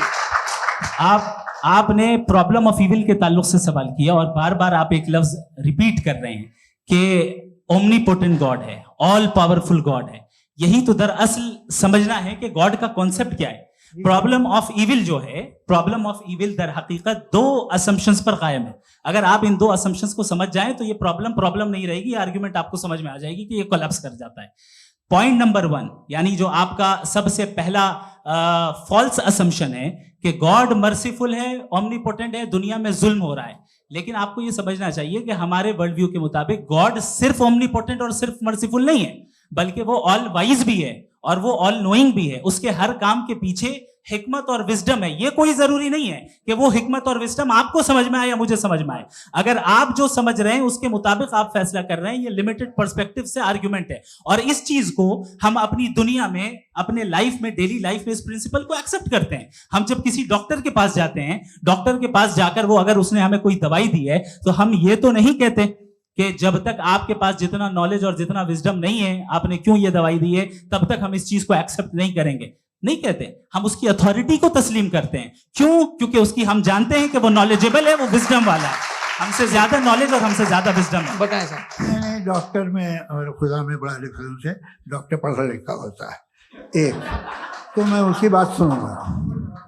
2 ये नहीं कुछ जवाब तो ये भी नहीं है। सर प्लीज, आप अगर सब ऑडियंस से बोलने लगेंगे तो फिर मतलब नहीं सिविलाइज्ड बहस का। मतलब आप ये कहें कि चूंकि आप डॉक्टर पे बिलीव करते हैं इसलिए खुदा पे बिलीव कीजिए, क्या ये मिसाल आपको समझाने के लिए आर्गुमेंट है, इस पे आपको एतराज नहीं है। तो सिंपल बात ये है कि मैं अगर ये यकीन कर लूं कि एक ओमनीपोटेंट, उसकी मसलहत है, ये जो बच्चे मर रहे हैं ये मसलहत है उसकी, मुझे नहीं चाहिए थी मसलहत। उसकी मसलहत नहीं, यही तो समझना है, मतलब एक्सपीरियंस। अच्छा, इस आपने अभी मेरी बात पूरी सुनी नहीं। मैंने कहा आपका पूरा आर्ग्यूमेंट 2 फॉल्स असम्पशंस पर है। एक फॉल्स असम्पशन मैंने बता दिया, दूसरा फॉल्स असम्पशन ये है कि इस दुनिया में इविल के होने का कोई गुड रीजन नहीं है, जबकि हमारे पास बाज रीजंस मौजूद हैं, हमारे पास बाज वजूहात मौजूद हैं। अगर इस दुनिया में इविल ना हो तो आप गुड को डिफाइन कैसे करेंगे? अगर जुल्म ना हो आप इंसाफ को समझेंगे कैसे? अगर तारीकी ना हो तो आप लाइट को समझेंगे कैसे? बहुत अच्छे। अभी और सुन लें, अभी और बाकी है। ये तो बात बहुत पसंद आई साहब मुझे कि जब तक रेप ना हो तब तक औरतों की इज्जत का ख्याल आपने मेरा जवाब पूरा सुना ही नहीं। जब तक के बच्चों का कत्ल ना किया जाए तब तक आपको बच्चों की मासूमियत की इज्जत। आपने पूरा जवाब सुना ही। क्या बात है, क्या आपने नुक्ता निकाला? आपने पूरा जवाब सुना ही नहीं। आप सुन लें, मेरी बात सुन लें। ये मैंने आपको एक चीज बताई। दूसरी चीज, इस दुनिया में हम आए हैं टेस्ट के लिए, हमारा टेस्ट हो रहा है और हर इंसान का अलग अलग अंदाज में टेस्ट होता है। और इस दुनिया में अगर इविल मौजूद है तो वो इविल जरिया है हमारे अंदर ह्यूमन नोबल क्वालिटीज को डेवलप करने का और अलग अलग फील्ड में प्रोग्रेस करने का। और अगर हमारे अंदर और इस दुनिया में इविल नहीं होता तो बताइए टेस्ट का मतलब क्या होता? अगर मैं अपने स्टूडेंट को एमसीक्यूज दूं और उसमें सिर्फ राइट आंसर लिख कर दे दूं और कहूं तुम्हारा टेस्ट हो गया, ये मीनिंगलेस है। इस दुनिया में अगर हम टेस्ट के लिए आए हैं तो जाहिर है गुड एंड इविल दोनों मौजूद है। तो अगर गुड एंड इविल दोनों मौजूद है तो ये इविल भी खुदा का बनाया हुआ है? जी हाँ, खुदा का बनाया हुआ है। लेकिन अच्छा, चलो अच्छी बात। जी बिल्कुल, तो बिल्कुल खुदा ने मतलब बनाया। अभी तो ये है कि जो मेजॉरिटी है दुनिया में वो इविल है, तो ये खुदा एक्चुअली इविल के साइड पे लग रहा है मुझे। बिल्कुल भी नहीं, मैं बता रहा हूं। मेजॉरिटी में तो वो है। क्या बात कर रहे हैं भाई आप? मैं बहुत कोई भी जो मुंसिफ होगा, चाहे आपका अपना घर हो जिसके आप सबसे बड़े हैं, चाहे आपकी ऑर्गेनाइजेशन हो जो आप चलाते हैं, वहां पर आप इविल रखेंगे साबित करने को कि बाकी लोग शरीफ हैं? मेरी बात सुनिए। क्या ये आर्ग्यूमेंट ही गलत है? अगर कि जब तक के कोई इविल नहीं होगा तब तक के शरीफ आदमी शरीफ नहीं लगेगा। अगर एग्जामिनर गलत ऑप्शन दे रहा है तो एग्जामिनर इविल नहीं हो गया, जो गलत ऑप्शन को सेलेक्ट कर रहा है वो फेल होगा। क्रिएटर ने इविल को बनाया है लेकिन वो इविल नहीं है। अच्छा सुनिए मेरी बात, चलिए, लेट मी कंप्लीट सर। जी जी। क्रिएटर ने इविल को बनाया है टेस्ट के लिए, वो इविल नहीं है। इविल वो होगा जो उसे इख्तियार करेगा। छुरी को बनाने वाला गलत नहीं होता है, छुरी का गलत इस्तेमाल करने वाला गलत होता है। जी। रेप को कैसे गलत इस्तेमाल करते हैं? रेप इंसान के फ्री विल का नतीजा है। ये रेप कैसे गलत इस्तेमाल होता है? ये मुझे अब सुन ले, अब सुन ले। गलत इस्तेमाल होता है। हाँ मैं बता रहा हूँ ना, रेप कैसे गलत इस्तेमाल? मैं बता रहा हूँ जी। कि जो इविल इस दुनिया में मौजूद है उसके कई सारे तरीके हैं। एक तरीका इंसान का अपना फ्री विल है। अब अगर कोई रेपिस्ट रेप कर रहा है तो इसका गॉड का कसूर नहीं है, वो अपने फ्री विल का गलत इस्तेमाल कर रहा है, उसको सजा मिलनी चाहिए। अच्छा। और उसी के लिए जहन्नम बनाई गई है। ये फ्री विल का भी बड़ा चक्कर। आप जब कोई बुरा काम करते हैं या कोई बुराई होती है तो ये कहा जाता है कि ये फ्री विल है। 7 billion free wills are moving on this planet. 7 billion free will. और एक आदमी अपनी फ्री विल से मुझे कत्ल कर दे तो मैं खुदा की मर्जी से मरा हूं कि इसकी फ्री विल की वजह से? मेरी मौत खुदा के हाथ है या ये फ्री विल वाले के हाथ है? खुदा ने फ्री विल का निजाम बनाया है और उस निजाम का गलत इस्तेमाल करके कोई आपको मार रहा है, इस्तेमाल करके मेरा कत्ल कर देता है। अब मेरी मौत का जिम्मेदार कौन है? वो इंसान जिम्मेदार है। वो इंसान। जी। तो ये कहना कि और उसको सजा मिलेगी। तो अब आप आगे चलिए कि ये तय करना कि अल्लाह ही या अल्लाह ने खुदा ही जिंदगी देता है, खुदा ही मौत देता है, ये गलत है। बिल्कुल गलत नहीं है। हाँ, नहीं, निजाम उसी ने बनाया फ्री विल का। निजाम मौत और हयात का उसी ने बनाया। You are contradicting yourself. अभी आपने कहा कि एक आदमी ने फ्री विल से आपको मार दिया, इसमें उसे फ्री विल दी गई थी, उसने गलत इस्तेमाल किया। 7 billion free wills are moving on this planet और आप चाह रहे हैं कि मैं सिर्फ खुदा का ध्यान करूं। ये 7 बिलियन फ्री विल्स को मुझे लुक आफ्टर करना पड़ेगा कि नहीं? ये तो तबाहियां कर रही हैं और तबाहियां ज्यादा हो रही हैं। बिल्कुल। तो अगर आप बताएं अगर खुदा नहीं है फॉर एग्जाम्पल, तो आप इविल को कैसे डिसाइड करेंगे? यानी how can you define evil objectively without God? देखिए, दुनिया में 2 तरह के जानवर हैं। एक जो अकेले रहते हैं जंगल में और एक जो ग्रुप्स में रहते हैं। ग्रुप में जो भी रहेगा, चाहे वो आपका फाउंडेशन हो, चाहे कोई क्लब हो, चाहे कोई पॉलिटिकल पार्टी हो, चाहे कोई यूनिट हो, उसमें आपको इंटरैक्ट करने के रूल बनाने पड़ेंगे। यानी लोग तय करेंगे। लोग तय करेंगे। अगर लोगों ने ये तय किया कि किसी का रेप करना सही है, आप जस्टिफाई करेंगे? आपका फाउंडेशन तो ये हो गया ना कि लोग ही विल डिसाइड करेंगे। नहीं। अरे दुनिया में ऐसे ग्रुप्स हैं जो रेप को जायज मानते हैं सर्टेन हालात में। मैं डिटेल में नहीं जानूंगा, आप भी जानते हैं। ये जो आईसिस वाले थे जिन्होंने क्या किया था, तो उन्होंने क्या किया उसका खुदा से कोई ताल्लुक नहीं है सर। मैंने सिंपल सवाल किया कि इविल को आप डिफाइन करते कैसे हैं? आइए वापस आइए जी। आप साथ में तभी रह सकते हैं जब कुछ आप ऐसे उसूल डेवलप करें जिसमें हर एक का बेसिक तहफ़्फ़ुज़, हर एक का बेसिक राइट हो और हर एक को कोई आराम मिले। यही तरीका है किसी भी ऑर्गेनाइजेशन जिसमें एक से ज़्यादा लोग हैं और वो ऐसे चलती है जिंदगी। उसमें अगर आप गड़बड़ करेंगे तो तबाही होगी, नुकसान होगा, बर्बादियां आएंगी। और अगर उसमें आप घर ले लीजिए ना, एक हस्बैंड है, एक वाइफ है, बच्चे हैं, वालदा भी हैं, 2 बहनें भी हैं, एक भाई भी है।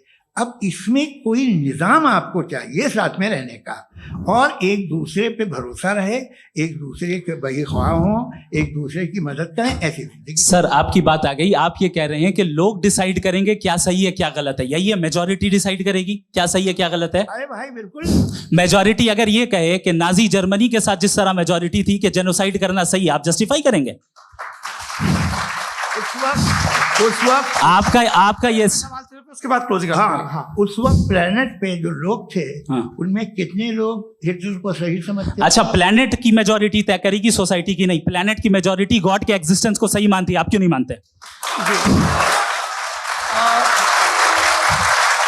ये हेलो ये क्रॉस क्वेश्चन का राउंड यहाँ पर समाप्त होता है। और ये बड़ा अच्छा है कि इस तरह से फ्रेगमेंट कर दिया गया है ताकि जो मरकरी ऊपर जा रहा है नीचे जवाब दे दूं जी। प्लेनेट की ज्यादातर मेजॉरिटी कुछ दूसरे मजहबों के खुदा को मानती है। आप उन्हें क्यों नहीं, आप तो मेजोरिटी की बात कर रहे हैं। अच्छा, ये क्लोजिंग आप ये कह रहे हैं इविल और गुड को डिसाइड मेजोरिटी करेगी, मेजोरिटी जो कर दे वो सही हो जाएगा। क्लोजिंग इसको जैसा आप ही लोगों ने तय किया है उसी फॉर्मेट को फॉलो कर लेते हैं। हाँ भाई, मैंने तो भले लोगों पे एतबार किया और तब मॉडरेशन तय किया जी। आपके पास 5 मिनट का वक्त है, क्लोजिंग आर्ग्यूमेंट है, उसके बाद हम ऑडियंस से क्वेश्चन आंसर लेंगे जावेद साहब की क्लोजिंग आर्ग्यूमेंट के बाद। ओके, बहुत शुक्रिया जी। हमारा जो टॉपिक है डज गॉड एग्जिस्ट, मैं इस पे इतने एकेडमिक तैयारी करके आया था, मुझे था कि मैंने सोचा था कि कई सारे मैं आर्ग्यूमेंट्स दूंगा, लेकिन वक्त की भी किल्लत और जावेद साहब बार बार इधर उधर चले जा रहे थे तो उसको भी थोड़ा एंटरटेन करना पड़ गया। डज गॉड एग्जिस्ट पे मैं एक ही आर्ग्यूमेंट दे पाया। आर्ग्यूमेंट्स बहुत हैं और डेफिनेटिव आर्ग्यूमेंट्स हैं, और मेरे आर्ग्यूमेंट को किसी एक राउंड में भी इन्होंने एंटरटेन नहीं किया और रेफ्यूट नहीं किया। एक राउंड में भी नहीं, एक राउंड में भी नहीं। और ना ही अभी आपका क्लोजिंग आर्ग्यूमेंट आएगा, नहीं, वो बता देना। Argument of contingency sir. अरे मैं आपसे कई बार कह चुका हूँ कंटीजेंसी का मतलब। अब मैं कैसे समझाऊं आपको? आपस में हाँ, आप और कितने आसानी से समझाऊं मैं, मुझे तो नहीं समझ में आ रहा है। आप अपनी आर्ग्यूमेंट ऑफ कंटीजेंसी उर्दू में बोल सकते हैं। हाँ, आप अपनी बात पूरी कर लें जी, आखिरी 4 मिनट। दूसरी चीज, just a minute please ma'am, can I talk? दूसरी चीज ये है कि आपने एक तो इसका जवाब नहीं दिया, दूसरा आपने गॉड के ना होने पर कोई डेफिनेटिव आर्ग्यूमेंट नहीं दिया, सिर्फ मजहब पे बात कर रहे हैं आप। मजहब तो आज हमारा टॉपिक ही नहीं था। आज तो हमारा टॉपिक हो, आप मजहब से ले लेकर आईएस तक चले गए। भाई हमारा क्या ताल्लुक है उससे? We condemn them. और उसका गॉड से क्या ताल्लुक है? अगर कोई गलत काम कर रहा है, किसी ने किसी को कत्ल किया, किसी ने किसी का रेप किया, उसको सजा मिलनी चाहिए। और आपके पास कोई भी rational strong foundation of morality नहीं है। आपने कहा कि मेजॉरिटी तय करेगी सोसाइटी की, वो सही होगा। मैंने कहा हिटलर को फिर आप सही कहेंगे? नहीं, प्लैनेट की सोसाइटी की मेजॉरिटी तय करेगी। तो प्लैनेट की मेजॉरिटी गॉड के एग्जिस्टेंस को मानती है, आप कह रहे हैं ये रिलीजियस है। तो यानी आपके पास कोई स्ट्रॉन्ग फाउंडेशन नहीं है ऑब्जेक्टिव मोरालिटी का। ऑब्जेक्टिव मोरालिटी का अगर कोई फाउंडेशन है तो वो सिर्फ गॉड है, गॉड है, गॉड है। थैंक यू जी। ये मुफ्ती शमाइल नदवी साहब का क्लोजिंग आर्ग्यूमेंट था। अब हमारे पास जी ये बड़ा अच्छा है कि दोनों लोगों को मॉडरेटर से शिकायत भी और बोल रहे हैं भाई हमारी शाबाशी भी तो करते चलो। अब मेरी बात जी, आपके पास जावेद अख्तर साहब 5 मिनट का वक्त है, ये आपका क्लोजिंग आर्ग्यूमेंट है। टाइम रीसेट कर दें जी। देखिए, बहुत सारी बातें हैं। गॉड का डेफिनेशन दुनिया के किसी भी रिलीजन में है कि वो ओमनीपोटेंट है, वो ओमनीप्रेजेंट है, he is just, he is kind, he loves you and so on. मैं जब दुनिया देखता हूँ तो मुझे कोई ऐसा सुप्रीम पावर यहाँ दिखाई नहीं देती है जो इंसान की बहबूदी के लिए कुछ कर रही हो, कमज़ोर को बचा रही हो, मदद कर रही हो, जालिम को पीछे हटा रही हो। मैं नहीं देखा, तारीख में नहीं। एक तो अगर है और ये देख रहा है तमाशा, तो उसका होना न होना बराबर है। दोयम ये कि ये जो है, जब आप ये कहते हैं कि कायनात जिसकी कंटीजेंसी है, मैं देखिए वो लफ्ज़ इस्तेमाल किया मैं, तो ये कैसे हो सकती है भाई? और फौरन आप सरेंडर कर देते हैं कि जाहिर है कि इसका बनाने वाला तो इससे 10,000 गुना ज़्यादा कॉम्प्लिकेटेड होगा। उस पर आपके होने पे कोई इतराज नहीं है। उसे वो टाइमलेस है, वो पहले से था, टाइम तो बहुत बाद में आया, ये सब आप मानने को तैयार है, जिसका आपके पास कोई सबूत नहीं, आपके पास कोई रीजन नहीं है। आपकी तारीफ क्या है मजहबों की? बिलीफ की, जो खुदाओं का बिलीफ है, ये कॉन्स्टेंटली गलत साबित होता रहा है। मतलब आप कहें कि अरिस्टोटल के ज़माने में तो सब जाहिल थे, वो भी इतने ही यकीन से खुदा पे यकीन रखते थे, जो अब नहीं रहा, ये भी नहीं रहेगा, आप लिख लीजिए। और इसके आसार आपको दुनिया में दिखाई देना शुरू हो चुके हैं। ये बहस क्या आज से 100 साल पहले इस तरह हो सकती थी? यहाँ तक तो आपको हम ले आए हैं। तो सर अरे इनको मदद की जरूरत नहीं भाई, ये सेल्फ सफिशिएंट आदमी है, आप क्यों इनकी मदद कर रहे हैं? Sir please. तो ये जो है तमाम बातें अपनी जगह हैं, ये एक पैकेज है। आप अकेले, कोई आदमी ऐसा नहीं जो सिर्फ गॉड को मानता हो, उसके साथ बहुत पैराफर्नेलिया आता है, अलग अलग पैराफर्नेलिया आते हैं। They have always created chaos in the society. मैं तो आपको सीधा ऑफर देता हूँ कि दुनिया में 10 इम्पोर्टेंट बिलीव्स है। आप एक मानते हैं, 9 नहीं मानते, 9 में आप एथीस्ट हैं, 9 को आप बिल्कुल रीजनेबली मेरी तरह देखते हैं।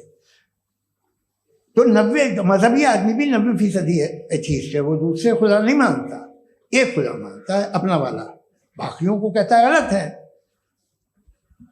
अगर आप मानना ही बंद कर दे तो आपका 10% चांस है कि आप सही हैं और 90% चांस है कि आप गलत हैं।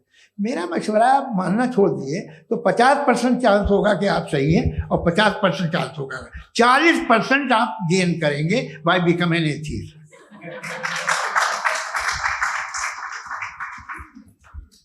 ये एक फरसूदा ख्याल है, ये खत्म हो रहा है। हो सकता है मेरी जिंदगी में ना हो, लेकिन ये हो जाएगा। जो बातें ये इनको आप मेटाफिजिकल, ये वो ऐसे रिस्पेक्टेबल टर्म दे दिए, ये तो उन लोग के हैं जिन्हें ना फिजिक्स मालूम थी ना मेटा मालूम था, ये उन्होंने आपको दिए हैं। जी बहुत शुक्रिया आप दोनों लोगों का। और अब इस बातचीत का आखिरी राउंड शुरू होगा, डज गॉड एग्जिस्ट की ये बहस मुफ्ती शमाइल नदवी और जावेद अख्तर साहब के बीच। आप लोग अपने अपने हाथ ऊपर करेंगे, मैं यहाँ से तय करूँगा। और माइक हमारे पास है क्या? एक ही माइक है ऑडियंस के लिए? 2 माइक है, एक इस तरफ एक इस तरफ, ठीक है। तो जी सबसे पहले हमारी सहयोगी है मारिया शकील जी, पूछिए सवाल। थोड़ा सा रुकेंगे ताकि कैमरे का फ्रेम आप पर आ जाए, आपकी तो प्रैक्टिस है टीवी की। जी नदवी साहब, मैं खुदा को मानती हूँ, पहले मैं इसी प्रमाइस से शुरू कर रही हूँ और ये बता रही हूँ आपको, मैं मानती हूँ, लेकिन कुछ सवाल हैं जो जावेद साहब ने उठाया, उसका जवाब आपको देना चाहिए। पहला सवाल ये कि गजा में सालों से छोटे बच्चे मर रहे हैं, वो उनको, अगर खुदा मर्सीफुल है, हम मानते हैं कि अल्लाह ताला में बहुत ताकत है, तो वो बच्चे क्यों मर रहे हैं? दूसरी बात ये कि अगर कंटिजेंसी की जो आप बात करते हैं, पूरे मुस्लिम ममालिक मिल करके भी उन गजा के बच्चों को क्यों नहीं बचा पा रहे हैं? क्योंकि अगर वो चाहते, क्योंकि अल्लाह ताला उन पर हुकूमत करते हैं, सब पर हुकूमत करते हैं, तो वो उनको क्यों नहीं बचा? जी थैंक यू वेरी मच। बहुत अच्छा किया आपने इस चीज़ को जिक्र कर दिया, मैं इसको और अच्छे से एक्सप्लेन करने की कोशिश करता हूँ। देखें, जहाँ तक आपने कहा कि गजा के बच्चों को मारा जा रहा है, देखें 2 वर्ल्ड व्यू है, एक एथीस्टिक वर्ल्ड व्यू, एक थीस्टिक वर्ल्ड व्यू है। बच्चे मर रहे हैं दोनों वर्ल्ड व्यू में, लेकिन हमारा वर्ल्ड व्यू कह रहा है कि रिकॉम्पेंस है, ये कह रहे हैं कि उनका मरना बेकार जाने वाला है, कोई उसका रिकॉम्पेंस नहीं है, चूंकि इनके यहाँ आखिरत और अल्लाह का कोई तसव्वुर या गॉड का कोई तसव्वुर नहीं है। आपने ये सवाल किया कि गॉड मर्सीफुल है, क्यों नहीं रोकता? ये मैंने बताया कि ये मिसकंसेप्शन है लोगों के दरमियान कि गॉड को सिर्फ मर्सीफुल और ओमनीपोटेंट समझते हैं। गॉड के सिर्फ यही 2 एट्रीब्यूट्स नहीं हैं, गॉड के कई सारे एट्रीब्यूट्स हैं, उनमें से अल हकीम भी है, उनमें से ऑल वाइज भी है, ऑल नोइंग भी है। लिहाजा अगर इस दुनिया में किसी को तकलीफ आ रही है और गॉड उसको नहीं रोक रहा है, वो इसलिए नहीं रोक रहा है चूंकि इंसानों को फ्री विल दिया गया है। ठीक इसी तरीके से अगर एक डॉक्टर किसी छोटे बच्चे को इंजेक्शन लगा रहा है, उसे तकलीफ पहुंच रही है, उसके लिमिटेड पर्सपेक्टिव के एतबार से ये गलत हो रहा है और डॉक्टर बुरा है, लेकिन जब आप ब्रॉडर पिक्चर को देखेंगी, आपके और हमारे पास सिर्फ एक पिक्सल है, हमें इतना नजर आ रहा है कि गजा में कत्ल हो रहा है, लेकिन इसके पीछे कितना रिकॉम्पेंस उनको मिलने वाला है, पूरा पिक्चर गॉड के पास है। तो एक पिक्सल से आप पूरे पिक्चर को कभी भी जज नहीं कर सकती। आप इसमें कुछ जोड़ना चाहेंगे? आपको कुछ बोलना है इसमें? भैया आपने बहुत अच्छा जस्टिफिकेशन दिया। या आप वो जो वहाँ के प्राइम मिनिस्टर इजराइल के उन्हें भेजिए, वो बहुत खुश होंगे। आप जस्टिफिकेशन दे देना कि अगर गॉड नहीं है तो बच्चे क्यों मर रहे हैं, आप बताएं। वो ये सवाल पूछ रहे हैं कि अगर आप ईश्वर का अस्तित्व नहीं मानते हैं तो उन बच्चों की मौत को आप कैसे इंटरप्रेट करते हैं? भाई ये दुनिया जो है, जो ताकतवर लोग होते हैं वो एक नाइंसाफी करते हैं। तो ये अच्छा काम है आपके नजदीक, तो नेचर नाइंसाफी पे मबनी है। अरे मेरे भाई, आप नेचर की कहाँ बात कर रहे हैं, तो इंसान की बात कर रहे हैं। तो फिर जब मैं इंसान की बात कर रहा था, आप नेचर की बात करने लग गए। क्रॉस एग्जामिनेशन नहीं। हाँ, अब आप मुझे बोलने नहीं देंगे तो अलग बात है, आप बोलिए, मैं मुझे कोई चीज जी नहीं, ये क्रॉस एग्जामिनेशन मुझे बोल तो लेने दीजिए। जी बोलिए। क्या बात ये है कि ह्यूमन सोसाइटी तभी साथ में रह सकती है जब वो मोहब्बत से, एकता से, एक दूसरे के एहतराम करके रहे। इसके अलावा पॉसिबल नहीं है, अकेले तो इंसान रह नहीं सकता। वहाँ पर कुछ लोग हैं जो फाउल करते हैं। वो फाउल हम हमेशा से तारीख में होता आया है। आज ये हो रहा है, जो हो रहा है बहुत बुरा हो रहा है, बहुत जालिमाना है, बहुत जाबराना है।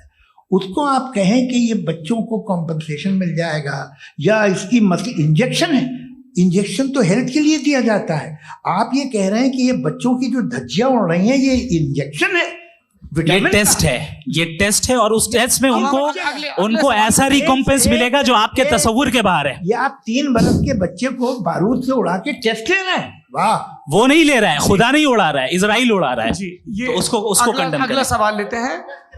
अगला सवाल लेते हैं प्रोफेसर पुरुषोत्तम अग्रवाल। मुफ्ती साहब, एक निवेदन आपसे है कि कम से कम थोड़ा सा माइक क्लोज, एक रिलीजियस और फिलोसफिकल कर मैं प्लीज। एक रिलीजियस और फिलोसफिकल ट्रेडिशन है जो ब्रह्मांड को यानी यूनिवर्स को ही अंतिम मानती है। सर्वम खलु इदम ब्रह्मम, this is Chandogya Upanishad, and it completely rules out the existence और नेसेसिटी, आपके शब्दों में necessity of a creator. The creation itself is the creator. तो एक मिनट प्लीज।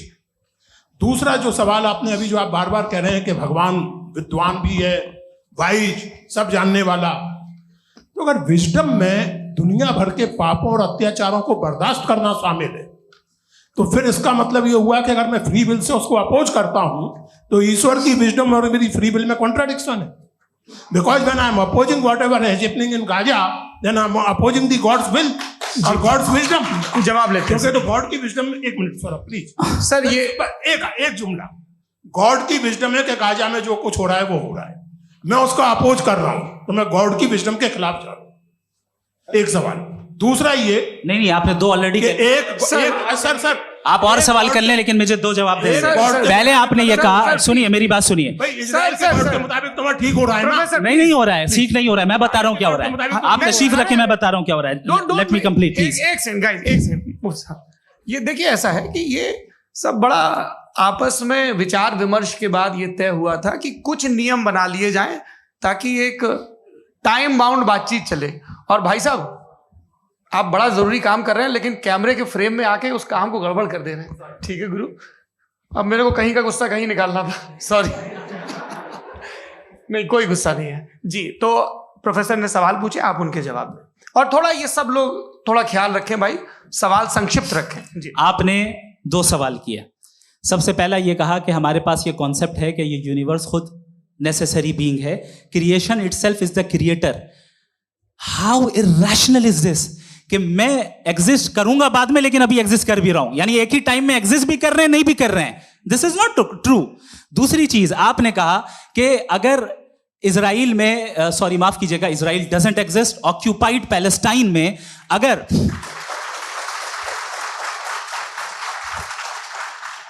ऑक्यूपाइड पैलेस्टाइन में बच्चों को मारा जा रहा है फ्री विल की वजह से और गॉड नहीं रोक रहा, ये कॉन्ट्रडिक्शन है। ये बताइए कि एक एग्जाम में एक बच्चा गलत आंसर लिख रहा है, सुनिए, एग्जामिनर चाहे तो रोक सकता है, क्यों नहीं रोक रहा है?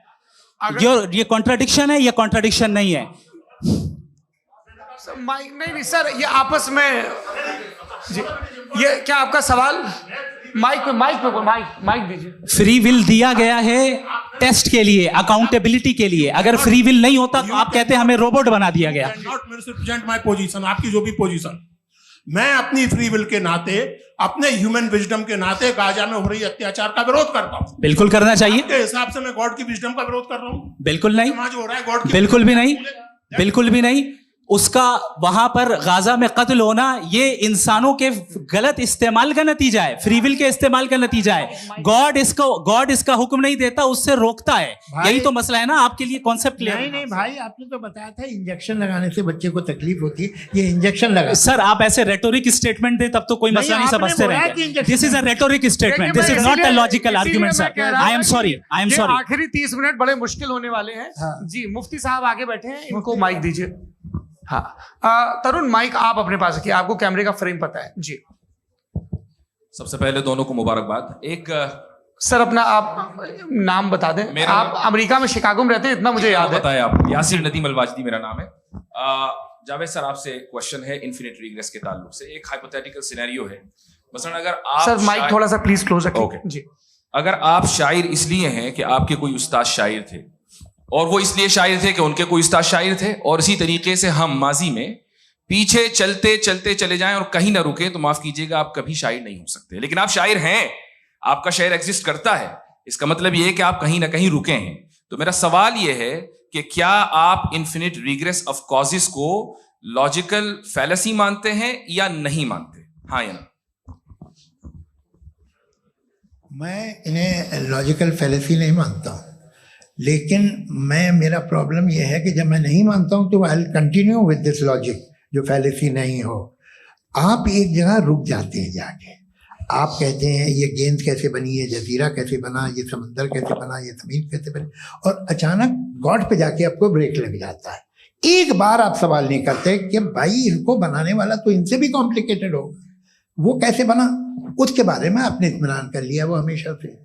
तो अगर आप उसे हमेशा से मानते हैं तो फिर ये मान लीजिए कि कायनात हमेशा से, क्या तकलीफ हम वजूद में नहीं आते जी है? हम मौजूद नहीं। अच्छा सर क्यों नहीं होता? मैं बताऊं प्लीज। जैसे मैंने मिसाल दी आपके शेर, आपका शेर कभी वजूद में ना आता अगर शायर इसी तरह चलते रहते हमेशा। जी माइक मेरे ख्याल से एक सेकंड। इन्फिनिट रिग्रेस का कॉन्सेप्ट क्लियर नहीं हो पाया। ऐसे रहने दें, लेट्स मूव ऑन।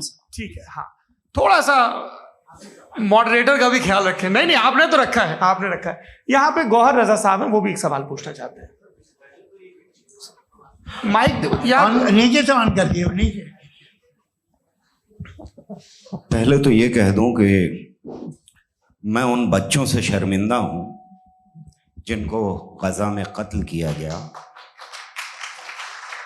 क्योंकि हमारे होते हुए कत्ल किया गया। लेकिन उससे ज्यादा शर्मिंदगी इस बात से हुई कि मुझे लगा कि मुफ्ती साहब उसको जस्टिफाई कर रहे हैं।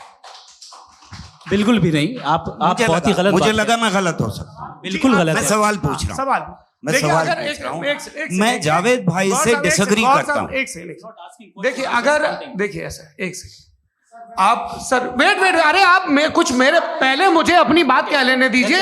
अगर ऑडियंस तय करेगी तो फिर मॉडरेटर का मतलब नहीं। मेरा आप सबसे ये कहना है, ये बहस दो लोगों के बीच में है, एक तरफ मुफ्ती साहब, एक तरफ जावेद साहब। पिछले 1.5 घंटे से ये लोग अपने अपने तर्क रख रहे हैं। आपकी इनसे इत्तेफाकी हो सकती है, ना इत्तेफाकी हो सकती है। मेरे उस्ताद मुझे सिखा गए हैं कि मुखामुखम में असहमति की गुंजाइश बची रहनी चाहिए। अगर मैं आपकी बहुत इज्जत करता हूं गौहर साहब, आपने जो कमाल की किताबें लिखी साइंटिफिक टेम्परामेंट, लेकिन मेरी ये गुजारिश है आप सबसे कि यदि आप इन लोगों ने जो बोला उन पर टिप्पणियां करेंगे तो ना वक्त की पाबंदी रहेगी ना वो अनुशासन। आप सवाल पूछ लें, उस सवाल में जो बात आ जाए वो आ जाए। मैं जावेद साहब से डिसएग्री करता हूं, इसलिए जावेद साहब से सवाल पूछ रहा हूं। आपका सवाल जावेद अख्तर साहब से। और सवाल ये है मेरा कि जावेद साहब ने कई बार लॉजिक का इस्तेमाल किया कि साइंस में लॉजिक है और रिलीजन में लॉजिक नहीं है। मेरा ख्याल ये है कि रिलीजन में भी लॉजिक है, लेकिन उस लॉजिक की बेसिस ये है कि आप रुक जाते हैं, जिसका जिक्र जावेद साहब ने बार बार किया। यानी खुदा के तसव्वुर पे आते हुए, गॉड के तसव्वुर पे आते हुए रुक जाते हैं। और इसमें सवाल पूछना मतलब फॉरबिडन होता है। सवाल यह है कि क्या जावेद साहब इससे अग्री करते हैं कि साइंस की लॉजिक अलग है और रिलीजन की लॉजिक अलग है? बताइए सर। देखिए, तीन चीज़ें हैं। साइंस है, एक है मंतिक है, इस्तिदलाल है, और एक जो है कुछ भी नहीं है, फेथ है, अकीदा है। मैं अकीदे की लॉजिक का कायल नहीं हूँ। मुझे आप इस्तिदलाल से, लॉजिक से, रीज़न से समझाइए, मैं मानने को तैयार हूँ, मेरा क्या नुकसान होगा। लेकिन ये कि अकीदे पे मैं नहीं जा सकता हूँ। अकीदे का मतलब है कि तुम ये मान लो, सवाल ना करो, ये नहीं। आप सारी बातें करके, बड़ी साइंटिफिक बातें करके एक जगह जाके खुदा के हुदूद पे रुक जाते हैं, सरेंडर कर देते हैं। मैं सरेंडर करने को तैयार नहीं। That's all. जी, ये आगे सर बैठे हुए हैं, इनको माइक दीजिए। भाई वो आप पूछना चाह रहे थे ना? हाँ, नहीं मैं ये थैंक यू जी। आपका नाम? आसिम इफ्तिखार। आसिम जी, पूछिए। सर, जावेद सर से सवाल है कि आपने अपने माइक थोड़ा करीब अपने क्लोजिंग स्टेटमेंट में ये बात कही थी कि मज़हब का जो फ्यूचर है वो ज़्यादा दिन नहीं जाने वाला है, लेकिन मैं देख पा रहा हूँ कि जो ऑक्सफोर्ड यूनिवर्सिटी की एक स्टडी है 2011 में हुई है, जिसके 50 एकेडमिशियंस ने इसको अंजाम दिया था, उसमें वो ये कहते हैं कि जो फेथ इन गॉड है वो इनबिल्ट है ह्यूमन नेचर के अंदर, जिसको हम कहते हैं फितरत के अंदर शामिल है वो। और वो ये कहते हैं कि अगर कोई ये समझता है कि मज़हब को वो ख़त्म कर देगा तो ये उसकी गलत फहमी है। तो आप इसके बारे में, इस स्टडीज़ के बारे में क्या कहते हैं? ठीक है, मैं उनसे एग्री नहीं करता हूँ। वो कौन से प्रोफेसर होंगे? ऐसा उनके क्या पास डेटा है, इन्होंने डेटा के बेस होगा। डेटा क्या हो सकता है? फ्यूचर का डेटा तो नहीं हो सकता ना उनके पास, प्रेजेंट का डेटा हो सकता है। डेटा आपने सुना 100 साल पहले का बाद का डेटा? मैंने तो नहीं सुना आज तक। तो आज उनकी ये राय है और हो भी रहा है, ठीक है। दुनिया में तरह तरह की राय है लोग, लेकिन मैं समझता हूँ कि वक्त के साथ इंसान ज़्यादा से ज़्यादा रीजनेबल और लॉजिकल होता जा रहा है। आज आप देखिए वेस्टर्न यूरोप में क्या परसेंटेज है नॉन बिलीवर्स की, बहुत हाई। वहाँ चर्च खाली पड़े होते हैं। तो अल्टीमेटली तो इंसान कोई ऐसी बात बहुत अरसे तक नहीं मान सकेगा, चाहे गलत या सही, जो उसे, उसके दिमाग को, उसके जहन को, उसकी लॉजिक को अपील न करे। वो कह रहे हैं तो ऑक्सफोर्ड के होंगे तो कैम्ब्रिज के होंगे, मुझे क्या लेना देना। उनका डेटा मुस्तकबिल का नहीं हो सकता है। जी दीपक, हाँ पूछिए।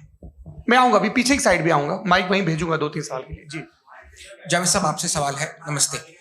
अरे भाई सर, अगर आप ही लोग को तय करना है तो फिर 200 लोग तय कर लें। नहीं sir, please don't do this sir. Everybody has a right sir, but we can only take selected questions.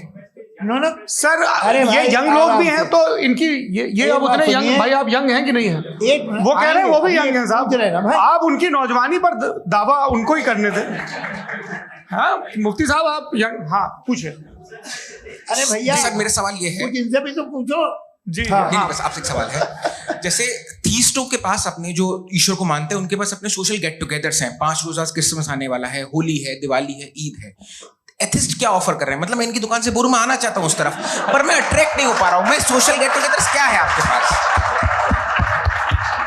वो ये कह रहे हैं कि जो धार्मिक लोग हैं, अलग अलग धर्म के लोग, उनके उत्सव त्योहार, कॉन्ग्रेगेशन बहुत हैं। अब आपको मैं एक सुनाता हूँ, यहाँ हिस्टोरियन भी बैठे हैं।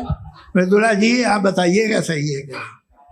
ये एक कॉन्स्टेंटाइन, एक ग्रीक रोमन बादशाह था, जो क्रिश्चियनिटी आने के 400 साल बाद उसने डिसाइड किया कि मैं क्रिश्चियन हो जाऊंगा, मेरी पूरी स्टेट कैंसिल हो जाएगी।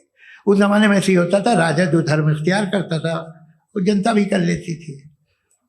इसलिए कि वो हो गया था बैंकरप्ट, और उसे जो मेडिटेरियन कोस्ट के रिच क्रिश्चियन वो थे मर्चेंट, उससे पैसा चाहिए था। तो उसने कहा यार क्रिश्चियन हो जाओ। तो उसने अपने वजीर से कहा कि भाई ये हिस्ट्री है कि अब हम लोग क्रिश्चियन हो जाते हैं। पहले सर हो जाएंगे, कोई प्रॉब्लम नहीं है, लेकिन एक प्रॉब्लम ये है कि 17 दिसंबर से 25 दिसंबर तक जो पेगन फेस्टिवल होता, जो पेगन जो फेस्टिवल होता है वो बंद हो जाएगा, इसलिए कि हम क्रिश्चियन हो गए तो होगा नहीं। तो वो बच्चों को बहुत बुरा लगेगा, पब्लिक को बहुत इंजॉय करते हैं, खासतौर से 25 को मेन डे। उसने कहा ये तो सही कह रहे हो, ये जीसस क्राइस्ट की पैदाइश कब थी? पहले साहब वो अप्रैल में थी। नहीं, कट करो, वो 25 दिसंबर को है। ये हकीकत है। और 400 साल बाद क्रिश्चियनिटी के अप्रैल से दिसंबर ले आए, और इसलिए कि यहाँ पेगन फेस्टिवल होता था। अब मनाते हैं आप आराम से। ये जो सारे फेस्टिवल हैं ये रिलीजन से, हर एक को एक इंटरटेनमेंट डिपार्टमेंट चाहिए होता है अपनी कंपनी चलाने के लिए। तो ये रिलीजन ने, ये सेकुलर त्योहार थे जिन्हें रिलीजन्स ने ले लिया है। ये मौसम के थे, फसलों के थे, किसानों के थे, उसको आपने लेके रिलीजियस रंग दे दिया। ये कोई रिलीजन से थोड़ी आए आप। अच्छा हमें देखिए, हम तो मुल्द हैं, हम ईद मनाते हैं, हम दिवाली मनाते हैं, हम होली मनाते हैं, हम क्रिसमस मनाते हैं। बम्बई की फिल्म इंडस्ट्री की सबसे बड़ी होली हमारे घर में, सबसे बड़ी ईद हमारे घर में। वो हमारे सोशल वो है, हमारे हेरिटेज है। ऐसा थोड़ी है कि we will throw the baby along with the water. ये तो अच्छी चीज़ है, इन्हें रखो, जो बेकार है फेंक दो। जी हाँ, हेलो जी, मेरा सवाल नादवी जी से है। जैसा कि आपने बोला कि गॉड टाइम के भी परे है और गॉड इतनी कॉम्प्लेक्स चीज है कि उसे ह्यूमन माइंड समझ नहीं सकता, और गॉड ने अर्थ पे फ्री विल भी दे दी है, तो आप अपना वक्त जाया क्यों कर रहे हैं गॉड के बारे में बात करके? अपन को तो बात करनी चाहिए कि सोसाइटी को बेहतर कैसे करें। जी, मैं गॉड वही बताता है सोसाइटी को कैसे बेहतर करें। अभी मैं आपका जवाब देता हूं। आपने कहा कि टाइम पे वो एग्जिस्ट नहीं करता,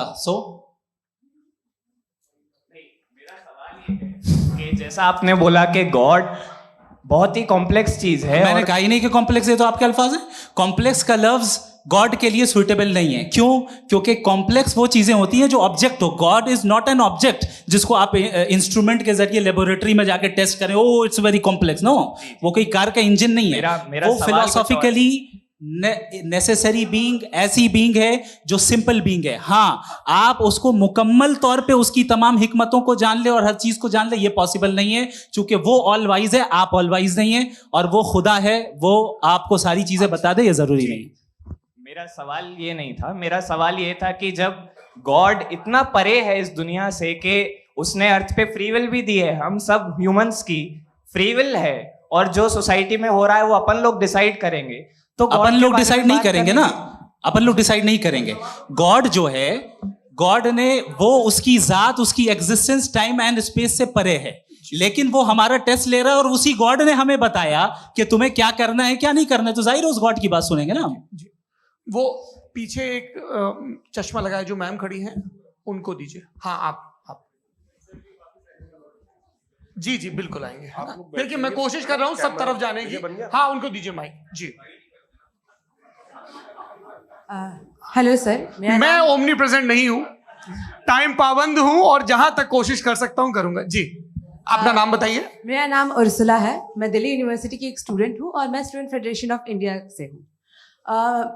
मेरा सवाल मुफ्ती जी से है कि इस हॉल के इस कमरे में बैठ के हम लोग रेप की मोरालिटी के बारे में फिलोसफिकली बात तो कर सकते हैं, बट असलियत ये है कि रोजमर्रा की जिंदगी में औरतें रेप के थ्रू गुजरती हैं, और हम लोग सिर्फ नंबर्स पे इस तरह नहीं देख सकते, क्योंकि कितनी औरतें हैं इन कंट्रीज में जहां पे आप बता रहे हैं कि केसेस कम हैं, जिनका एक्सेस है कि वो जाके केस फाइल कर सकें। कितनी औरतें हैं जो जिनको काम करने की आज़ादी है उन कंट्रीज में। यूरोप में ये आज़ादी आ गई, यूरोप में ये रूल्स आ गए, तो हम आज उसके बारे में बात कर पा रहे हैं। जी, जवाब। आपने ये कहा कि कमरे में बंद होकर हम लोग इस पर फिलोसफिकली बात कर सकते हैं, लेकिन हकीकत में क्या हो रहा है, वो ग्राउंड लेवल पे क्या हो रहा है जो बहुत गलत हो रहा है, और वो सफ़र कर रही हैं। आई एग्री, बहुत गलत हो रहा है, और जो गलत हो रहा है उसको हमें रोकना है। और क्यों रोकना है, वो गलत क्यों है, हमारे पास इसका ऑब्जेक्टिव फाउंडेशन है, इनके पास उसका ऑब्जेक्टिव फाउंडेशन नहीं है। मैं ये कहना चाह रहा हूं कि जहां पे भी जुल्म हो रहा है, जहां पे भी औरत पे जुल्म हो रहा है, या उसकी इज्जत लूटी जा रही है, या उसे तकलीफ पहुंचाई जा रही है, और सिर्फ औरत नहीं, किसी इंसान के ऊपर भी जुल्म हो रहा है, तो उसके खिलाफ खड़ा होना, ये मोरालिटी हमारे पास गॉड के पास से आई है। वरना जावेद साहब तो कह रहे हैं कि जो है मेजॉरिटी डिसाइड करेगी, तो मेजॉरिटी तो कभी भी बदल सकती है। क्या आप ये थोड़ी सी आपको गलतफहमी है। मैं अगर मेरे जुमले से ये मदनियात निकला या मैंने कहा, तो ये जुमला मैं वापस लेता हूँ। ये मेरा मतलब ही नहीं था कि मेजॉरिटी डिसाइड करेगी। मेजॉरिटी डिसाइड करे तो दुनिया में बड़ी, वैसे आपने कहा था ये जुमला। अच्छा, हो सकता है, मैं मान रहा हूँ, बाद में रिकैप कर लेंगे। अरे एक सेकंड, मैं अपनी एक्सप्लेनेशन देता हूँ। मुनासिब बात यह है कि हम सब के सब दिल में जानते हैं कि क्या अच्छा है क्या बुरा है, हमें पता है अच्छी तरह से। जो लोग बुरे काम करते हैं उन्हें भी मालूम अच्छा क्या। यही तो सवाल था हजरत सर, कि फिर सर, ये मोरालिटी आई कहाँ से? Cross examination. हाँ जी, हाँ जी। मोरालिटी साथ रहने की डिजायर से आई। यानी साथ रहकर जो कुछ कह दे जो कुछ कर दे वो हो जाएगा? नहीं नहीं, तो आप कायदे से रही कर सकते हैं जब तक लोगों में मोरालिटी हो, वरना क्यास हो जाएगा। ये आपको कैसे पता? जी, हमने देखा ना जहाँ मोरालिटी का क्यास हो गया, हम देखते हैं। कहाँ पे देख भाई तो दुनिया में आप जो कह रहे हैं आप अभी कहीं मैं पे आप अगर लोगों गलत को हो रहा है इस बहस तो के उसको बाद आप मैं गलत लोगों देखिए। को सर, मुफ्ती आप साहब, मैं- एपिस्टेमोलॉजी की बात कर रहे हैं, मैं ऑन्टोलॉजी की बात कर रहा हूँ। मैं इस बहस के फाउंडेशन बाद क्या आप है? दोनों लोगों को चाय पे फाउंडेशन होस्ट करूंगा, वहां पे क्रॉस एग्जामिनेशन कर लीजिए। अभी ऑडियंस का हक मार रहे हैं आप लोग भाई। सर जस्ट लोग हैं आप लोग। और ये भाई ये हाँ, बच्चे- उधर आएंगे, उधर इनको आएंगे। भी। जी सर, आएंगे अच्छा सर मेरा नाम लईकुर रहमान है और मैं अलीगढ़ मुस्लिम यूनिवर्सिटी का स्टूडेंट हूँ। और जहाँ तक मुझे पता है कि sir you are also product of Aligarh Muslim University. मैं भी उसी चमन का बुलबुल। हाँ सर, तो बहुत खुशी हुई मुझे जान करके कि मैं आपसे मिलूंगा। सवाल सर मेरा सवाल यह है, सर सैयद अलैहि रहमा का नजरिया यह था कि खुदा के वजूद को अकल के दायरे में रह करके तलाश करना, न कि पूरी तौर से उसका इनकार कर देना। Sir how will you define it? नहीं तो ये तो आप इन्हें बताइए।